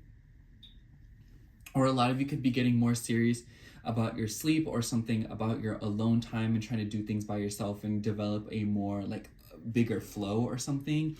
And then, you know, Venus having ties with your 8th house, this could be something regarding your fertility, but this could also be something about like services. I kind of just feel like this is a pretty peculiar and a little bit of a touchy energy. I feel like a lot of you have mostly been going through this at work or something in your home, honestly. And I feel like Venus having rulership over your eighth house is more so about your deeper feelings relating to how you crave stability, and you change for the best when you embrace stability and you keep things secure and you keep things pragmatic and earthy. And I kind of feel like how this is relating to your day-to-day routine and your habits right now, and also the people that you work with or the situation that you're in when it comes to your work and your habits. I kind of feel like something is like changing there as you are trying to make an effort to stabilize, or you're kind of having to solidify something, especially because Saturn's involved with your fourth house. So I kind of feel like some of you are having to get really serious about your routine because of a home situation, because of a family member, because of something revolving around your past. I feel like a lot of you could be wrapping something up or starting something anew, or some of you could even be looking for a new job. And then at the end of this week, we will see maybe like Saturday, Friday, the moon will move through your seventh house of relationships, and it will come into a conjunction with Neptune and Mercury. Very peculiar energy in my eyes, Libra, because Mercury has ties with your 12th house as well as your 9th house. So a lot of you could be dealing with property matters, but others of you could be traveling. Maybe there's something about someone who lives very far away. I wouldn't be surprised if there's something about like a sibling, and maybe you're having to like travel overseas to go see them. Maybe you're receiving news from a sibling who lives very far away from you, or even like extended family, Gemini over the 9th house. This could be like a cousin. So some of y'all could just be out here like visiting a cousin, or a cousin could be visiting from afar to come stay with you, or like maybe you're just seeing each other. But I also feel like this could be your perspectives and your psychology when it relates to relationships and other people, because of Mercury's associations with your 12th house. And Neptune by nature is pretty spiritual. So I feel like a lot of you could be dealing with like your habits, and maybe if you self-sabotage or criticize yourself to the extreme within relationships, it kind of seems like another person is kind of like coming through in this sense. And be careful of like arguments, be careful of getting into fights with people, be careful of, like how you are criticizing yourself and how you're judging yourself, or like how you are judging and criticizing and viewing others. There's something about that balance where it's like it's a two-way street. So like how you are perceiving others might be a projection of how you're perceiving yourself, and vice versa. So kind of keep an eye on that balance, because I feel like it could be very enlightening, and it could also prevent you from making some crazy impulsive decisions. And I feel like it could bring you a lot of healing and a lot of better perspective within your relationships, especially when it comes to how you communicate and how you talk to people and how you express yourself. And then at the end of the week, we will see that new moon in Taurus, and it will form a T-square with Mars and Pluto between your 11th and your 5th house. And then Mars and Pluto both have ties of your 2nd house, and then Mars specifically has ties to your 7th house. So I feel like this is definitely something about your ego, something about your beliefs, your hopes, your desires, your dreams, and your visions for your relationships, for your financial situation, for the way that you want to be able to emotionally relate to people. Think back to early November if you can remember. I understand if you cannot, because I'm the same way. I kind of feel like this could be something about like children. This could be something about gambling. I feel like if you are Libra rising, there could definitely be something going on where you are grappling with your ego, your inner child, your healing. And I feel like it could present you some kind of like a blockage within like your self-esteem and your values. And what I have to say about this, Libra, is I feel like you should embrace not taking action based on like how you feel, in the sense that I feel like there will be a tendency to be impatient or aggressive this week. And it makes me think of like doing trial and error. And I feel like you should just take your time this week. Mars and Pluto opposition is generally something that you can't really intervene on, especially because it doesn't aspect your ascendant too much besides Pluto. So kind of seems like there is potential for obsession. There is potential for like wanting to stroke your ego, validate your ego. And it could be like through controlling people, or it could be that you are dealing with egotistical people that, desire your validation or your approval or your energy, and it's like not benefiting you at all, and it's draining you. And this is why I feel like it's important for you to kind of slow down this week. I think the astrology for this week for you is a little bit less personal than last week's. I think last week's was a little bit all over the place, but I think that this week for you, it'll be kind of the sense of like, hey, like take a second. And I feel like definitely like try to take care of like your health and your well-being. in the middle of the week. I forgot to mention that the moon, when it's moving through Pisces, will also square Jupiter in your ninth house. So a lot of you could be dealing with like traveling, commuting for work, or like I said, you could be like going like something about like driving around, moving around. Jupiter rules your third house. So I feel like this week could open up very suddenly where you're kind of having to like suddenly like move around. As the week progresses, you'll notice that tension arises within your relationships, and as it relates, this could even be like a friend, especially your 7th house ruler being in your 11th house makes me think of like something about like social circles, groups of people, foundations, but also like your visions for the future. And this could be something about like politics, but this could be about like your perspectives versus another person's perspectives, like, or like you versus like a group of people. Maybe you feel like left out in a group of people, or maybe you feel like alienated, or maybe you crave more social interaction or something like that. I just kind of feel like Libra, there's something that you're wanting to revamp and kind of change this week, especially as it relates to like your routine with how you interact with people and how frequently or how infrequently you see others. And for others of you, I kind of feel like this could just be like legal matters involving a child, and maybe you're kind of having to go back and forth with like signatures and like health matters, and like maybe like something about like insurance. I think a new moon in the 8th house could also be something about like your finances. Maybe some of you are applying for a loan for something, or maybe some of you are financially investing in something.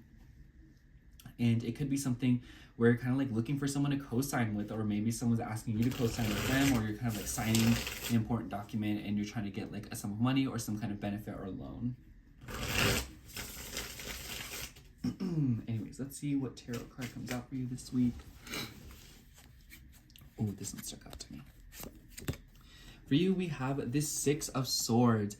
Definitely. I feel like a lot of Libra risings have been going through a lot these past few weeks when it comes to like your routine and your health and your work situation and just kind of like your overall responsibilities, where it kind of seems like no matter what is going on, like you're always having like something new put on your plate. And I feel like this is you moving to calmer waters and kind of letting something go and entering a very transitional period of your life where you are slowly moving forward and kind of leaving something behind. And essentially it's healing, whether it be you quit a job, whether it be you broke up with someone, whether it be someone broke up with you or you got fired, And I just kind of feel like the point is that there's something that's been ongoing in your life for a very long time. And I feel like this is you parting ways with it, or choosing to completely revamp this sector of your life. Your 8th house ruler being conjunct Saturn, and Saturn's the ruler of your 4th house. The 4th house is about things that have been long standing, the past, nostalgia. And I feel like this is you being like, you know what, like I don't care how long it's been, it's time for me to go, and there is clearly nothing for me here anymore.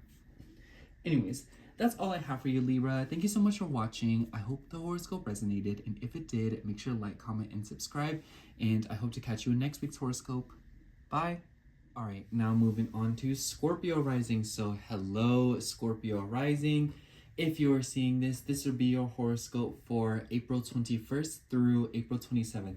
I have you say, Scorpio, you have a pretty unique week ahead of you in the sense that you will experience the energies pretty differently, much like Sagittarius, excuse me, because we will see a Mars and Pluto opposition at the end of this week, combined with a new moon in Taurus. So it's forming this T-square, but you're the only fixed sign that's missing from this to form a grand mutable cross.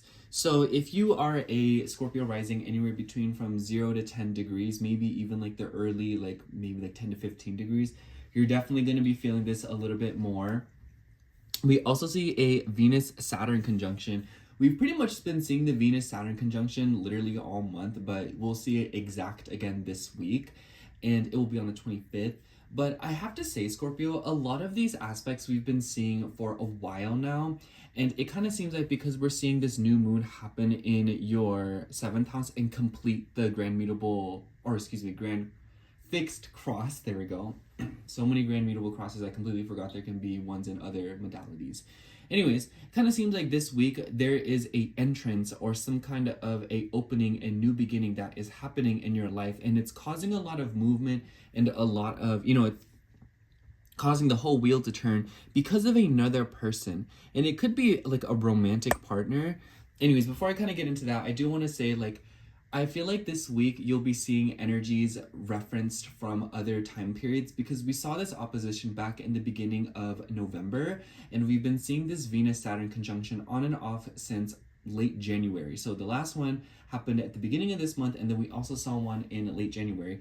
So I kind of just feel like this is like, it's gonna be nothing really new, quote unquote. But anyways, so the middle of the week, we see Wednesday and Thursday. The moon will move through Pisces, your 5th house. It will join up with Venus and Saturn.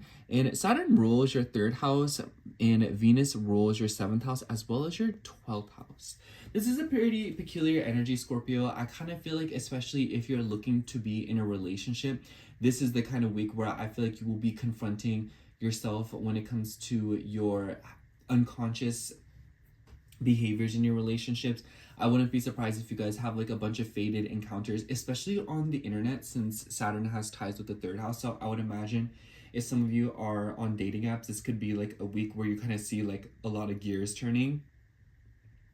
But for others of you, I kind of feel like this could be something going on with your children. If you have children, something about putting them in school, something about legal matters involving your children. Maybe they're like restless. Maybe they're just like out here like, girl, like you need to go to sleep. Like it's bedtime, it's 8 o'clock. Why are you not asleep yet? But for others of you, I also feel like this could be about your ego and how that shows up and manifests in your connections. How do you self-sabotage, Scorpio, you know? And how much do you identify with yourself versus how much do you identify with the people that you are around, or how are the people that are surrounding you a reflection of how you feel about yourself, how you treat yourself, and your own internal beliefs. And I kind of feel like this will be a balance that you see kind of explored as the week progresses, and especially after the new moon happens. And the moon will then move through Aries around like the weekend, so like Saturday, Friday, and the moon will join up with Neptune, Mercury. Mercury rules your 8th house as well as your 11th house. So I feel like this could be something about dreams and goals revolving around health. I feel like Scorpio risings have been going back and forth these past few months about like a health matter, about your routines, about work situations, especially because I feel like I've been noticing some Scorpio risings are like out of work and because of a health situation. So this could be like another thing where you're kind of like getting back to the swing of it, or you're looking for an opportunity. And I'm not even gonna lie to you, Scorpio, I feel like Neptune can play some tricks on you in this sector of your life. So just be wary and take care of yourself when it comes to your health and like what you envision for yourself for your routine, because there might be a tendency to kind of get carried away, excuse me, where you imagine so much more for yourself than what you are physically capable of right now. Aries is also about injuries, and Neptune is water. So I kind of, or like Aries especially rules the head, so I would say like be careful of like hitting your head, especially with the conjunction to Chiron. And you know, I kind of feel like this could also be like a friend, like maybe a friend gets injured and then you can have like take care of them, help them. But this could also be something about like fluids in the body, since Neptune can represent fluid. So make sure you get plenty of water. So it could be something going on with like how you manage, you know, like fluids in your body, like bodily fluids, and how that kind of like relates, especially to like fertility, because of the 8th house ruler being involved. I would also say be wary, because I kind of feel like some of you could like be doing some kind of healing. I feel like a lot of Scorpio risings have been sick on and off, so like literally ill. So I kind of feel like this week maybe you're trying to sort out something with establishing your routine, and it could be related to your career or like your home, since the moon and, you know, a bunch of planets are in a Mars ruled sign, and Mars is in Leo, squaring your ascendant, opposing Pluto. So it kind of seems like there's something going on here with like your home, authority figures, and maybe something about like a job situation. So this doesn't even have to be like necessarily health related. This could also be like running into tiffs with workers or like co-workers or people that you work with, like managers. So if that is like a relevant topic for you, I would say like keep your head low this week, because there might be a tendency to kind of like get in your feels or like get in your ego about it, especially with like the Venus Saturn conjunction happening in your 5th house. Like Saturn and being the 3rd house ruler, it could be like you mouthing off someone. Some of you could even be dealing with like an older woman, since Venus is the ruler of your 7th house and she's conjunct Saturn right now. So Saturn can, you know, be like an older person. And then at the end of the week, on the night of the 27th, we will see this new moon in Taurus right in your 7th house, forming this grand fix. I can't express to you how interesting this is to me, Scorpio. And if you can, I would definitely say like you should get back to me and tell me how this lunation goes for you, because I kind of feel like this could be like some of you like having a fated encounter with like a relationship or like another person. It doesn't necessarily have to be romantic. This could even be like a karmic cycle closing out with another person, since Venus has ties with your 12th house, and the 12th house can signify endings. But it is still a new moon, so it's like a new beginning. And the ruler, Venus, Taurus, is conjunct Saturn in your 5th house. So this definitely gives me the vibes like this could be something about like a romantic partner, and maybe this is about like communications. Like, so maybe some of you are getting better at communicating with a spouse. Maybe others of you, you're going through like custody battles for your child, or maybe there's something going on with like wanting to have a child. Maybe for others of you, it's about your ego in your relationships, like I said. And then because it's also forming, Mars and Pluto are involved, and Mars and Pluto are your rulers in your 4th and your 10th house. This could be like affecting like your home, your family, but also your career and what you want to do for a living, your status, your social status, especially, because we saw the moon join up with Mercury, your 11th house ruler. So I feel like a lot of you could be experiencing some ups and downs with your social media status this week, or there could be something going on through the internet, especially with the 3rd house ruler involved. But for others of you, I also feel like this could be like an important date. So maybe this could be like literally a date with, like a partner or something. But for others of you, this could be like a court date. This could be like a meeting, an interview, or having a conversation with somebody about some kind of opportunity. Maybe some of you are signing something with the 7th house ruler being involved. And because it's Taurus, it's about values and money. So maybe this is something about like, you're investing money into something, or you're signing something, or like, applying for some kind of sum of money. Anyways, I'm going to start shuffling the cards here. Overall, Scorpio, what I'm trying to say here is I feel like this will be a week where your relationship to other people, or how you perceive yourself through other people, or how you, like something about the way that you see other people and how they relate to you, something about this dynamic and energy will be kind of explored this week, or there will be a new intention and beginning to explore this sector of your life. And I feel like as that happens, you are quite literally moving all other areas of your life, your identity, your physical appearance, your body, your home, your family, your past, your upbringing, but also your career, and ultimately your sense of purpose in life. So I think a lot of Scorpio risings are going to see like their lives drastically change over the next few months because of this lunation. And obviously it's not to say like, oh, like your whole life is going to change, like this new moon is so life changing, like your whole, nothing's going to be the same or whatever. But I genuinely feel like because Taurus is such a slow moving sign, I feel like a lot of you are going to see that from here on out, one foot in front of the other. It's like there is no one step forward, 3 steps back. It's like you're consistently putting one foot in front of the other. And even though it's slow progress, it's like there will be a certain point where you look back and you realize that things are changing for the better. Anyways, let's see what we get for you. Oh, this card really stuck out to me. All right, so for you, we have the Queen of Wands. Quite an interesting energy. I definitely see this as like the Venus and Saturn conjunction. Like maybe you're like dealing with a woman. Maybe there's a woman in your life, maybe like a sister, an aunt, or a grandmother, and maybe they're dealing with like children or something. So maybe someone in your life is pregnant, and this is you being like, oh shoot, like I gotta move back home now. Or oh shoot, like I have to do something about this, So there could be a person in your life that's literally having a kid, and like this is person's like coming in. You could be dealing with a fire sign, like a feminine energy too. So it could be a Leo, Aries, Sagittarius. But I also feel like this is a call for you to embrace your fiery feminine energy and to attract what you want and go get what you want, and to do it with grace. The Queen of Wands, she's spunky, she's bold, she's brave, and she's not afraid to speak her mind. And I definitely feel like there will be some feelings of restriction of speaking your mind this week. And I feel like the more you step up to that challenge, the better off you'll be, and the more you will achieve in the long run.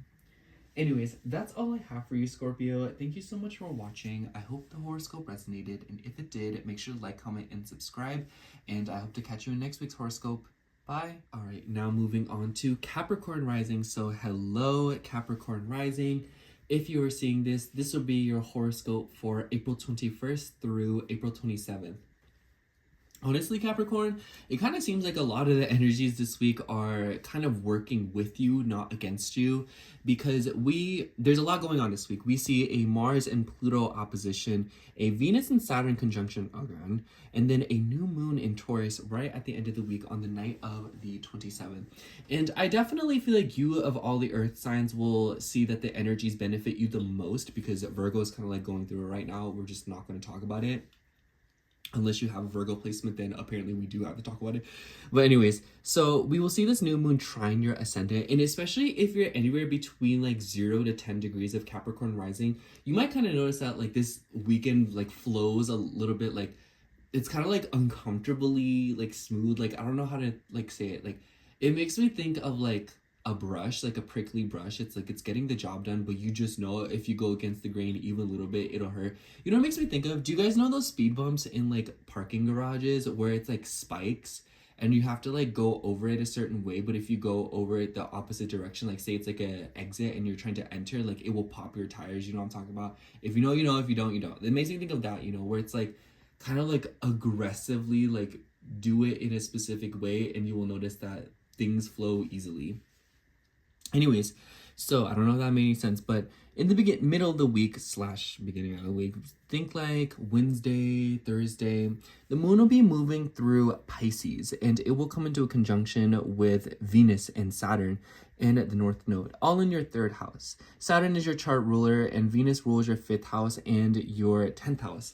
So low key, y'all, I almost wonder if this is like a work party. I almost wonder if a female coworker, she's like pregnant or something, or she's like dealing with something like that, or maybe like someone's like an older woman is like hosting a get together and you're like, oh, you know, like I'll go. The 3rd house can be about communications, but also your car as well. So some of y'all could be doing something like that. Maybe some of y'all are going on online dates. Maybe you're like meeting people through like a dating app.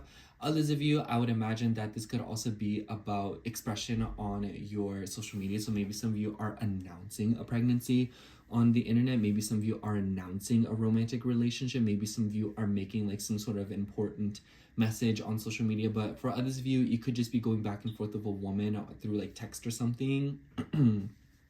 But in the 3rd house, I also feel like this could be something about your communication. So I feel like this week there could be something going on where you're learning to communicate with a romantic partner or a child, or maybe even like a work partner of sorts.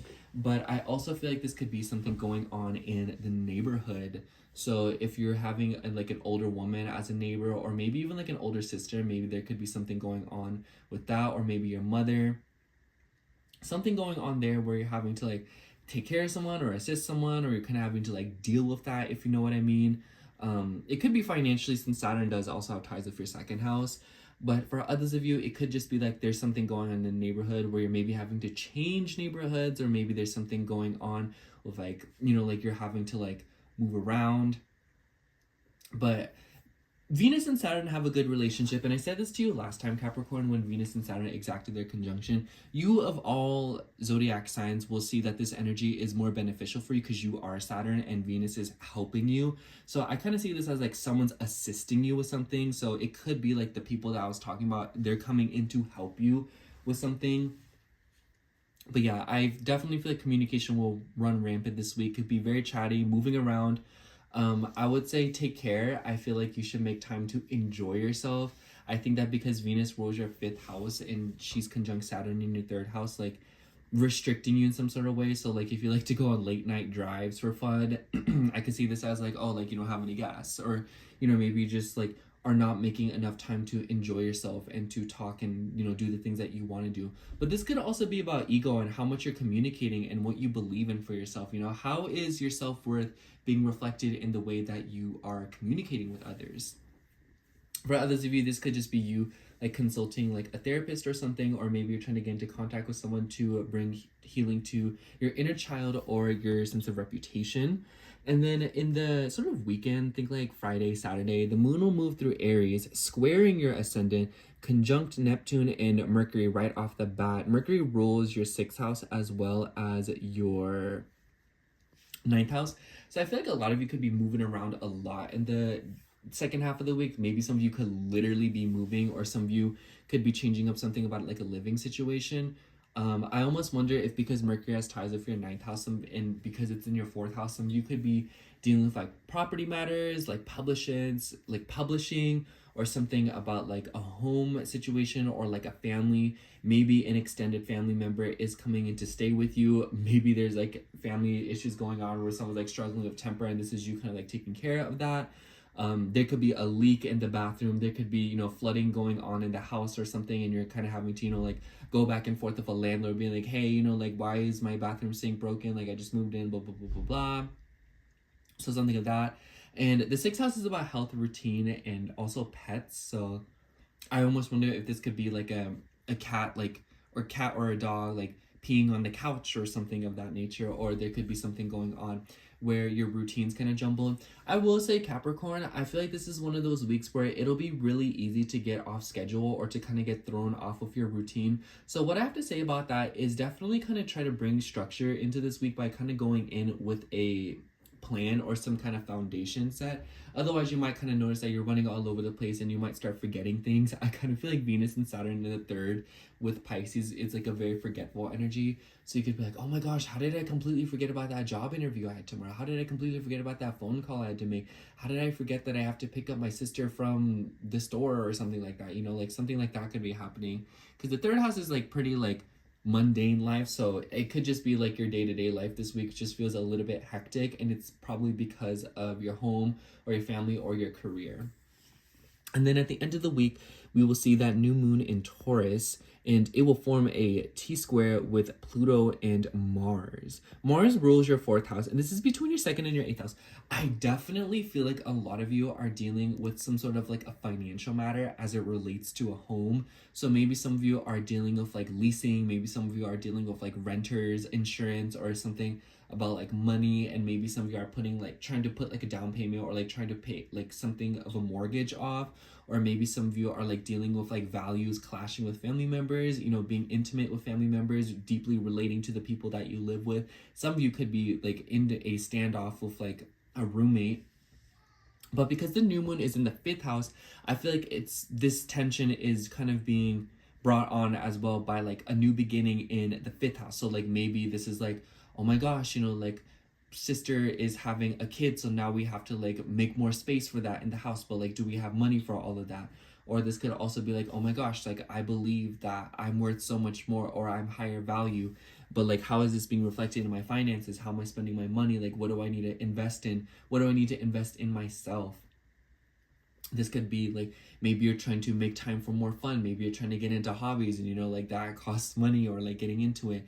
But the second and eighth house is definitely also about like your values versus other people's values. So this could even be something going on with like your kids stealing your stuff. But overall, I feel like because the new moon is trining your ascendant and the opposition isn't really aspecting your ascendant, I feel like the energy will definitely be working for you as opposed to against you. As long as you go with the grain and you go with the flow, I feel like this week, if you try to kind of like go away, or like, what's the word, like stray away from how you feel, it might just kind of be like you run into a lot of resistance. So it's kind of like stay on track. Anyways, it makes me think of like Mario Kart for some reason. I don't know why I have like all these analogies in my brain for you, Capricorn, but it makes me think of like Mario Kart. Like, don't drive through like the grass. Drive on the track so you can maintain speed and you can maintain direction and get the things that you need, and like stay in the game. But also make sure to get plenty of sleep this week. Keep up with your like daily things.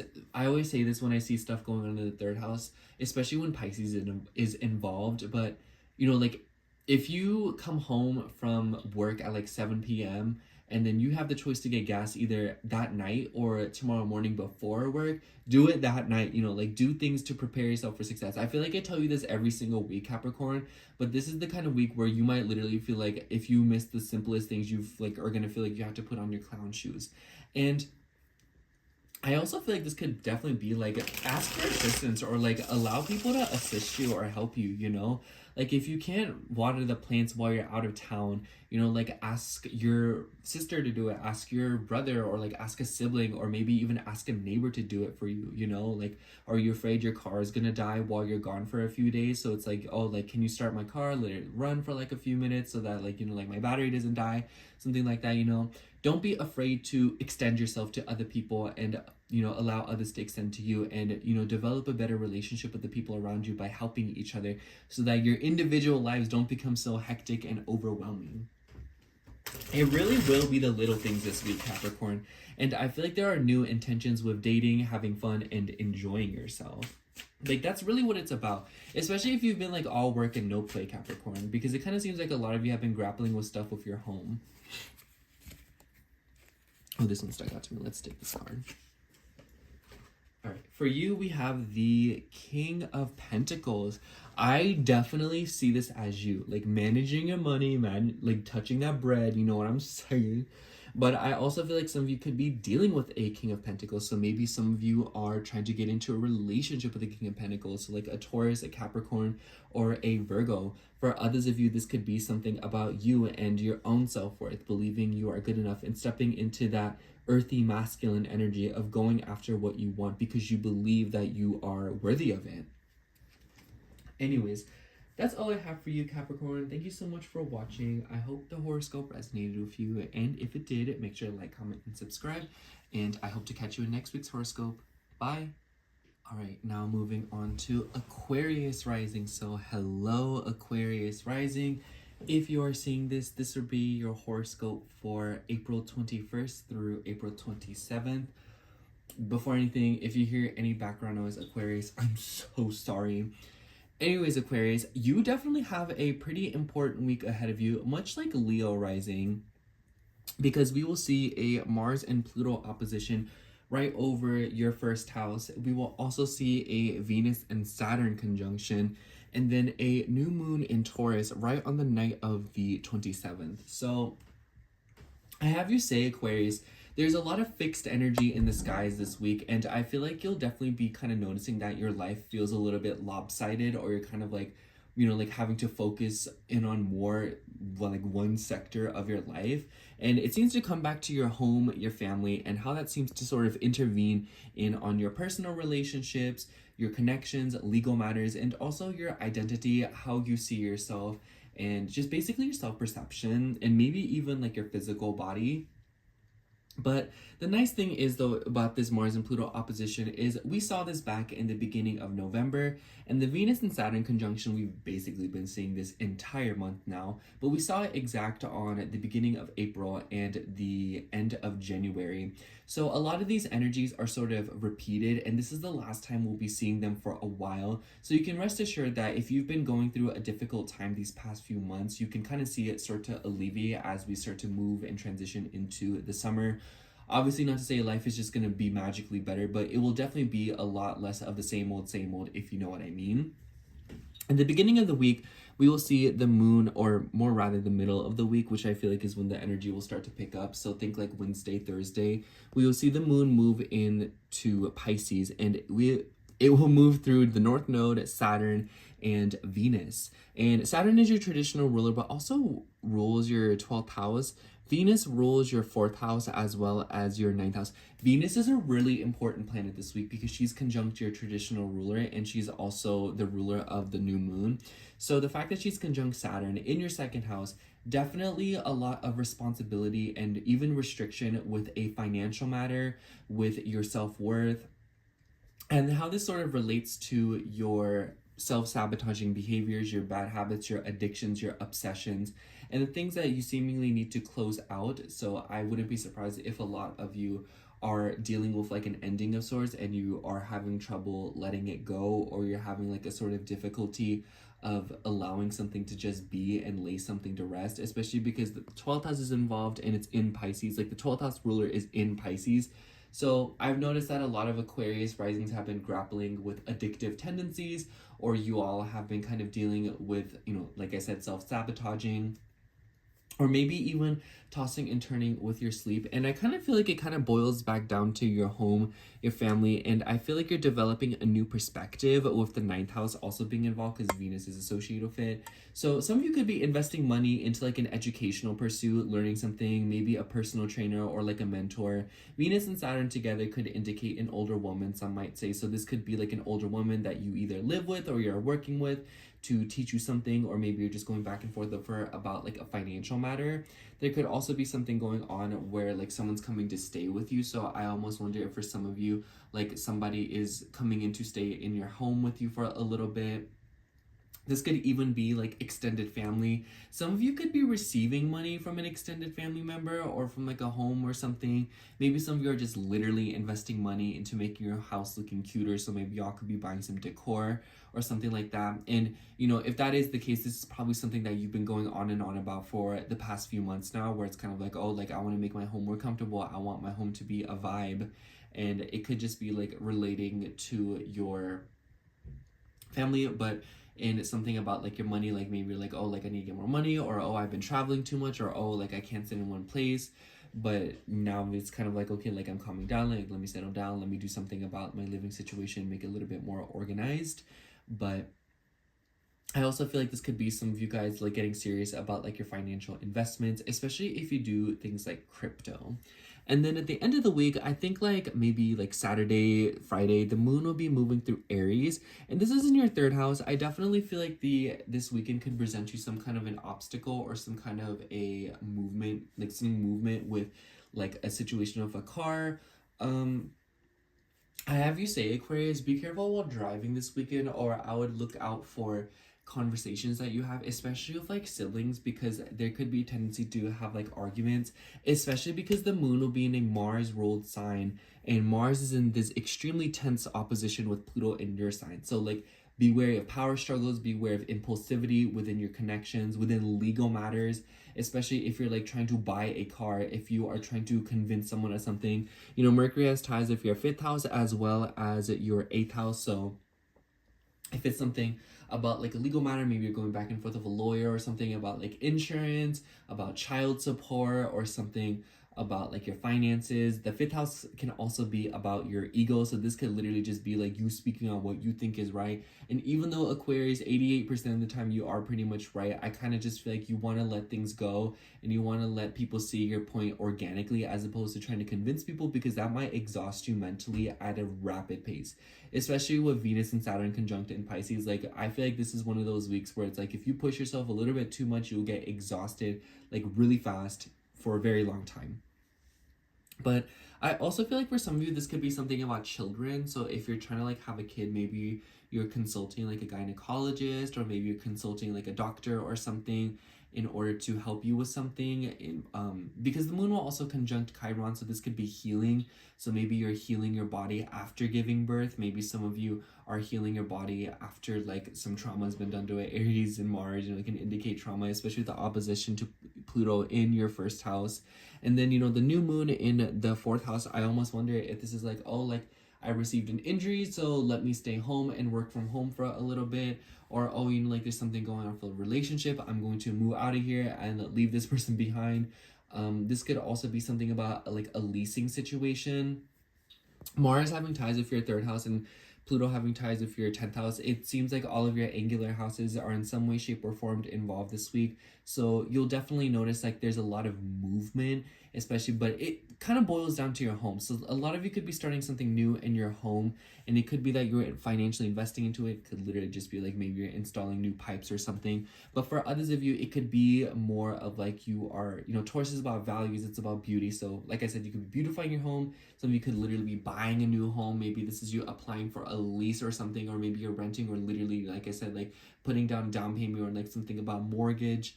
And like I said, like new beginning seems to be getting in the way of like a relationship, or it seems to be like intervening on this long standoff of a relationship. And I have to say, Aquarius, notice that this opposition took place at the beginning of last November. So whatever happened last November, I feel like it's like something maybe you've been thinking about a lot, or maybe something that's been happening nonstop. And I feel like this week you'll be starting something new in order to alleviate the issue, or you're financially investing in something in order to make your life easier in some way, whether it be like maybe you're investing in your physical body, like you're consulting someone to help you something with like a surgery or something, or whether it be that you are leaving or getting with somebody romantically, or this could be even something about marriage, something about tension within a marriage, like maybe this is divorce. Maybe this is something about like signing documents relating to a home or something about a child. But overall, I kind of just feel like this could also be about your self-worth and your ego. And I kind of feel like Aquarius, the thing that I have to say to you this week is you don't always have to prove your point in order to be right. Does that make sense? You don't have to convince people to see your perspective in order for you to be right. Just because other people can't see what you see does not mean you are wrong, and that does not mean that they are right. And I feel like this week there will be an urge to speak up for yourself a little bit more, especially against like romantic partners of, you know, like your third house ruler being in the seventh house, especially if you're like going back and forth with something with like siblings. This could be something of like an aunt or an uncle or something, because the third house can be very messed up. And this doesn't even have to be a romantic partner, but it doesn't really matter what the context of that relationship is. I just feel like this week, like, you know who I'm talking about, where there is like potential to be in a situation where you lock horns with another person. So it's like, don't waste your energy, let the energy dissipate. And if you really want to be petty and get into an argument, maybe you can do it next, like the week after. You know, you're grown, you're allowed to do whatever you want. Anyways, let's see what tarot card comes out for you. Oh, this card's sticking out to me. For you, we have the Five of Wands. Sorry, the screen fell asleep. I definitely feel like this resonates heavily. Be wary of conflict. Be wary of, you know, struggles. Be wary of like not being able to make your mind up. The Five of Wands usually depicts multiple people involved too, so it might be that you're stuck in between a bunch of different people with like arguing or conflict. Maybe this is like you have a lot of guys in your phone and you're like, girl, like which one do I want to be with? Like which one's my favorite one? But for others of you, this could be something about a family situation where you're going back and forth with like multiple family members or like multiple people or something. So on one hand, this is about, you know, conflict and disagreement, but on the other hand, 5 is a number that represents change and it represents movement. So I just think that you should know that like whatever tension is going on in your life, yes, it is irritating, but on the other hand, it is showing that change is necessary and it is time for you to use your Aquarian mind and to invent and to propel yourself into a new direction here soon. Anyways, that's all I have for you, Aquarius. Thank you so much for watching. I hope the horoscope resonated, and if it did, make sure to like, comment, and subscribe, and I hope to catch you in next week's horoscope. Bye! Alright, now moving on to Pisces rising. So hello, Pisces rising. If you are seeing this, this will be your horoscope for April 21st through April 27th. Sorry if you hear any background noise, Pisces. This is just all I have to say about that. But anyways, Pisces, this is definitely a very important week because we see a lot of opposition, or we see a lot of aspects, We will see a Mars and Pluto opposition, a Venus and Saturn conjunction in your sign, and then a new moon in Taurus right on the night of the 27th.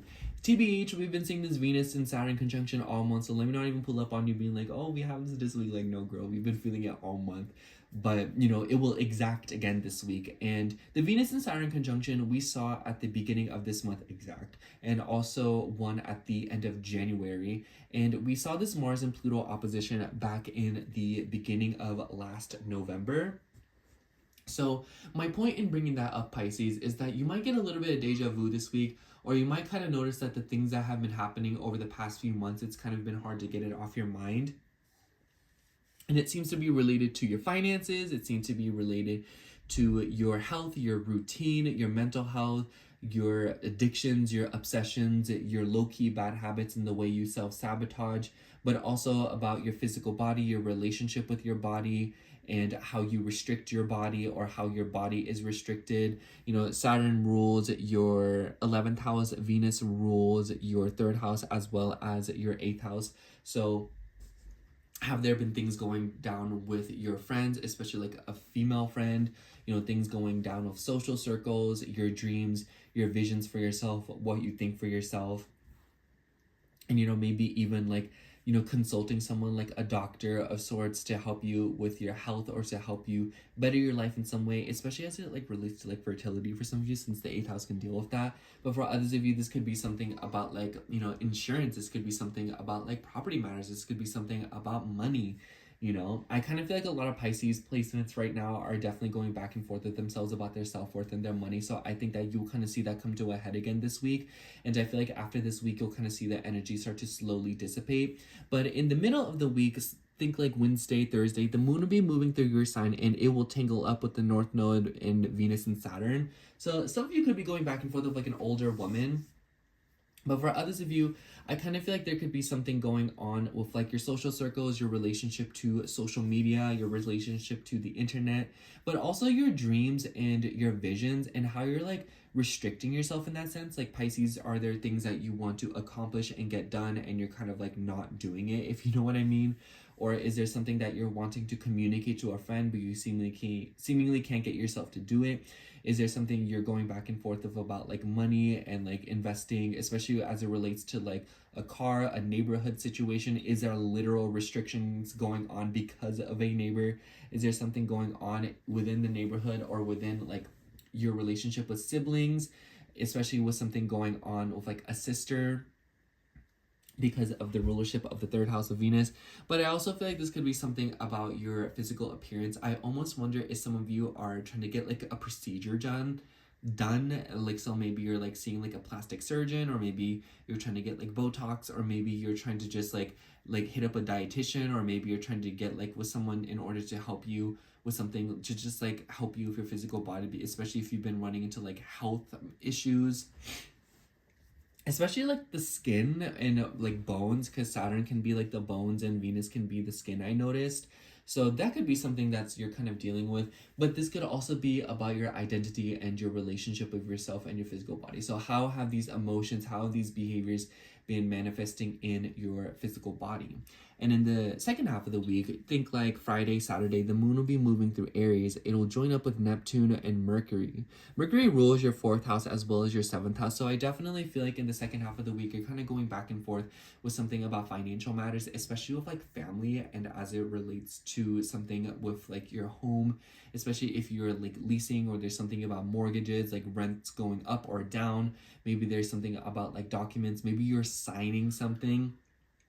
I almost wonder if some of you are applying for like a loan or something, or if you are hiring someone, maybe a lawyer, maybe you're hiring a realtor, and maybe you're trying to do something about your financial situation, especially with Mars and Pluto being in this opposition. Mars and Pluto have ties with your ninth house, which can deal with like the court and like justice, but also your like property matters. So some of you could be dealing with something of that, and as it relates to your money and your values. But for others of you, I also feel like this could be your self-worth relating to your relationships, your romantic connections, and how you see yourself in your connections. Is there a tendency for you to be selfish? Is there a tendency for you to not be selfish enough and advocate for yourself? Is there something going on with like a romantic partner and like you living with them, and there's something about like the way that you're splitting up bills? This could even be roommates or people that you live with, and maybe you're kind of like, like getting into discussions with them about like how money and finances are being distributed. But this could also be something about your possessions and what you believe to be important to you. And, when the moon's moving through Pisces, by the way, it will come into a square with Jupiter in your fourth house. So I kind of feel like there's like a sort of expansion going on this week. Maybe you're just buying more stuff for your place, or maybe you're seeing like expansion literally in the family. So like maybe you're finding out about a family member that maybe you didn't know about. Maybe some of you are hearing about something with like extended family. Maybe you're having to travel this week, and I almost wonder, because Mars and Pluto are in this opposition between your 6th and your 12th house, and they rule your 9th house. I almost wonder if this is like your day-to-day routine being interrupted because of like a travel situation, or because you're having to kind of like move around. And then we see that new moon in Taurus on the 27th, and it will be right in your 3rd house. Some of you could be buying a new car. Some of you could be investing into a vehicle. Like maybe this is like you getting an oil change. Maybe this is you getting your windows tinted. Taurus is about luxury. So maybe this is you like adding seat covers, decorating your car, making it look all cute, maybe you're looking up those cool like car gadgets, like a mini trash can for your car or something. Or maybe some of you are seeing beautification in the neighborhood. Maybe you know, property values are going up, or maybe you're noticing that people are decorating. Maybe there's like changes going on in the neighborhood. I've been noticing some Pisces placements, they're seeing new things be built in their neighborhood. So maybe there is like a new restaurant opening up near you, or maybe there is a new grocery store or a new apartment complex opening up, or like coming to a head around where you live. This could be a new beginning with like a sibling. You know, the ruler Venus is in your first house, so this could be you, like maybe you're gonna be like an aunt, maybe you're going to be an uncle because your siblings are having kids, or maybe there's something going on with like, you know, situations revolving around like your aunts or your uncle or something like that. But this could also be some sort of like a restriction or a responsibility that is being placed on you. So it's like your sister's like, oh, I'm having a kid, but you're gonna have to be the nanny or something like that. And then there's Mars and Pluto's opposition that is forming a T-square with this new moon. So it kind of seems like this new beginning in your third house, it seems to be interfering or kind of like moving in on this 6th and 12th house matter.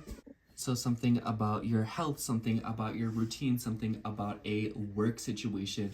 Honestly, I could totally see this as like something going on with like an authority thing, or like something going on with like workplace drama. So if you do happen to like work a job where you like go into a workplace, this might be like some sort of tension going on there. Mars and Pluto, because they deal with the 9th house, this could be like a long distance matter. So maybe some of you are having to like commute for work, or maybe there's like, I could totally see this as like, oh, like my job is like really far away, but I don't have a car, so let me do something about that in order to kind of, you know, it kind of just seems like there is a new beginning with like a third house theme that is helping along your routine, or alleviating an issue, or like even like adding something to something that's going on in your life when it comes to like your mental health. But this could also be something about like you're going back and forth with like a therapist, or maybe you're trying to consult someone, or maybe you're even trying to get like a personal trainer or something to help you practice more wellness in your life. And overall, Pisces, I kind of just feel like this week is pretty all hands on deck for you, but a lot of the energies that you're seeing are working mostly in your favor, or it kind of seems like it's a little bit out of the way, or it's like something that's happening on the side, and you don't seem to have much control over it, and it kind of seems like you're kind of grappling with yourself, or you're kind of like getting in your own way, or you're having to deal with like restrictions on yourself. I think the third house ruler being conjunct Saturn in your first house could definitely be like overthinking, or kind of like learning the ropes of how your mind can get in your way, if you know what I mean. But I also feel like this could be something about like your deeper feelings, and I think that this new moon definitely presents an opportunity for you to experience like a major breakthrough in how you've been holding yourself back, but also allowing you to bring structure to your life. You know, like I feel like this is so like the aspect where you see yourself like growing up, and you see yourself doing things that maybe you never would have imagined yourself doing, you know, like filing your taxes, or like signing a lease, or like, you know, signing something with like a car, you know, like buying a car, or, you know, like working with like an insurance agent, you know, paying for your own insurance, you know, something like that, where I kind of just feel like this week might feel like you're like growing up a little bit, or you're kind of like doing things that maybe you're used to receiving a bunch of assistance on, or something that you never thought you would have to do. And I kind of feel like it's like a third house theme where you're receiving assistance or assisting other people with something, communicating, talking, putting yourself out there, or also, you know, like something about like movement, driving around your neighborhood. And I kind of feel like a lot of you are getting serious about how you are handling your money. But overall, Pisces, I kind of just feel like this will be a pretty, like, we don't see too much mutable energy besides when the moon's moving through your first house in the middle of the week. So let's just see what comes out for you.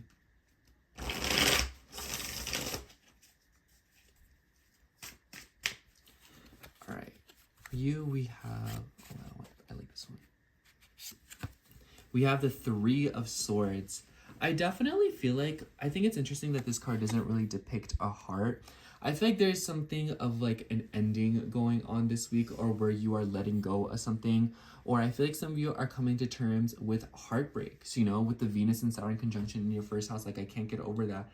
And, you know, this is the last time we will see this conjunction. So I feel like this could be like parting ways with a friend, you know, with the South Node in your 7th house. Like, maybe this is a breakup. Maybe some of you are letting go of a relationship. Maybe you are letting go of another person. But overall, what I'm trying to say here is that I feel like on one hand, yes, this week might present you some kind of like a heartache, or maybe you're dealing with an ongoing heartache, but On the other hand, you are changing, you are growing, and it makes me think of like, like micro needling for some reason, where you create injuries, and even though they hurt, they do you better in the long run, and they present you some kind of positive change, and it allows you to grow. So I feel like this is like a moment of like taking accountability for yourself, Pisces. Like there's really no way around this. Are you going to step up for yourself and do things differently in order to improve your life, or are you going to wallow in your own pity and your heartbreak?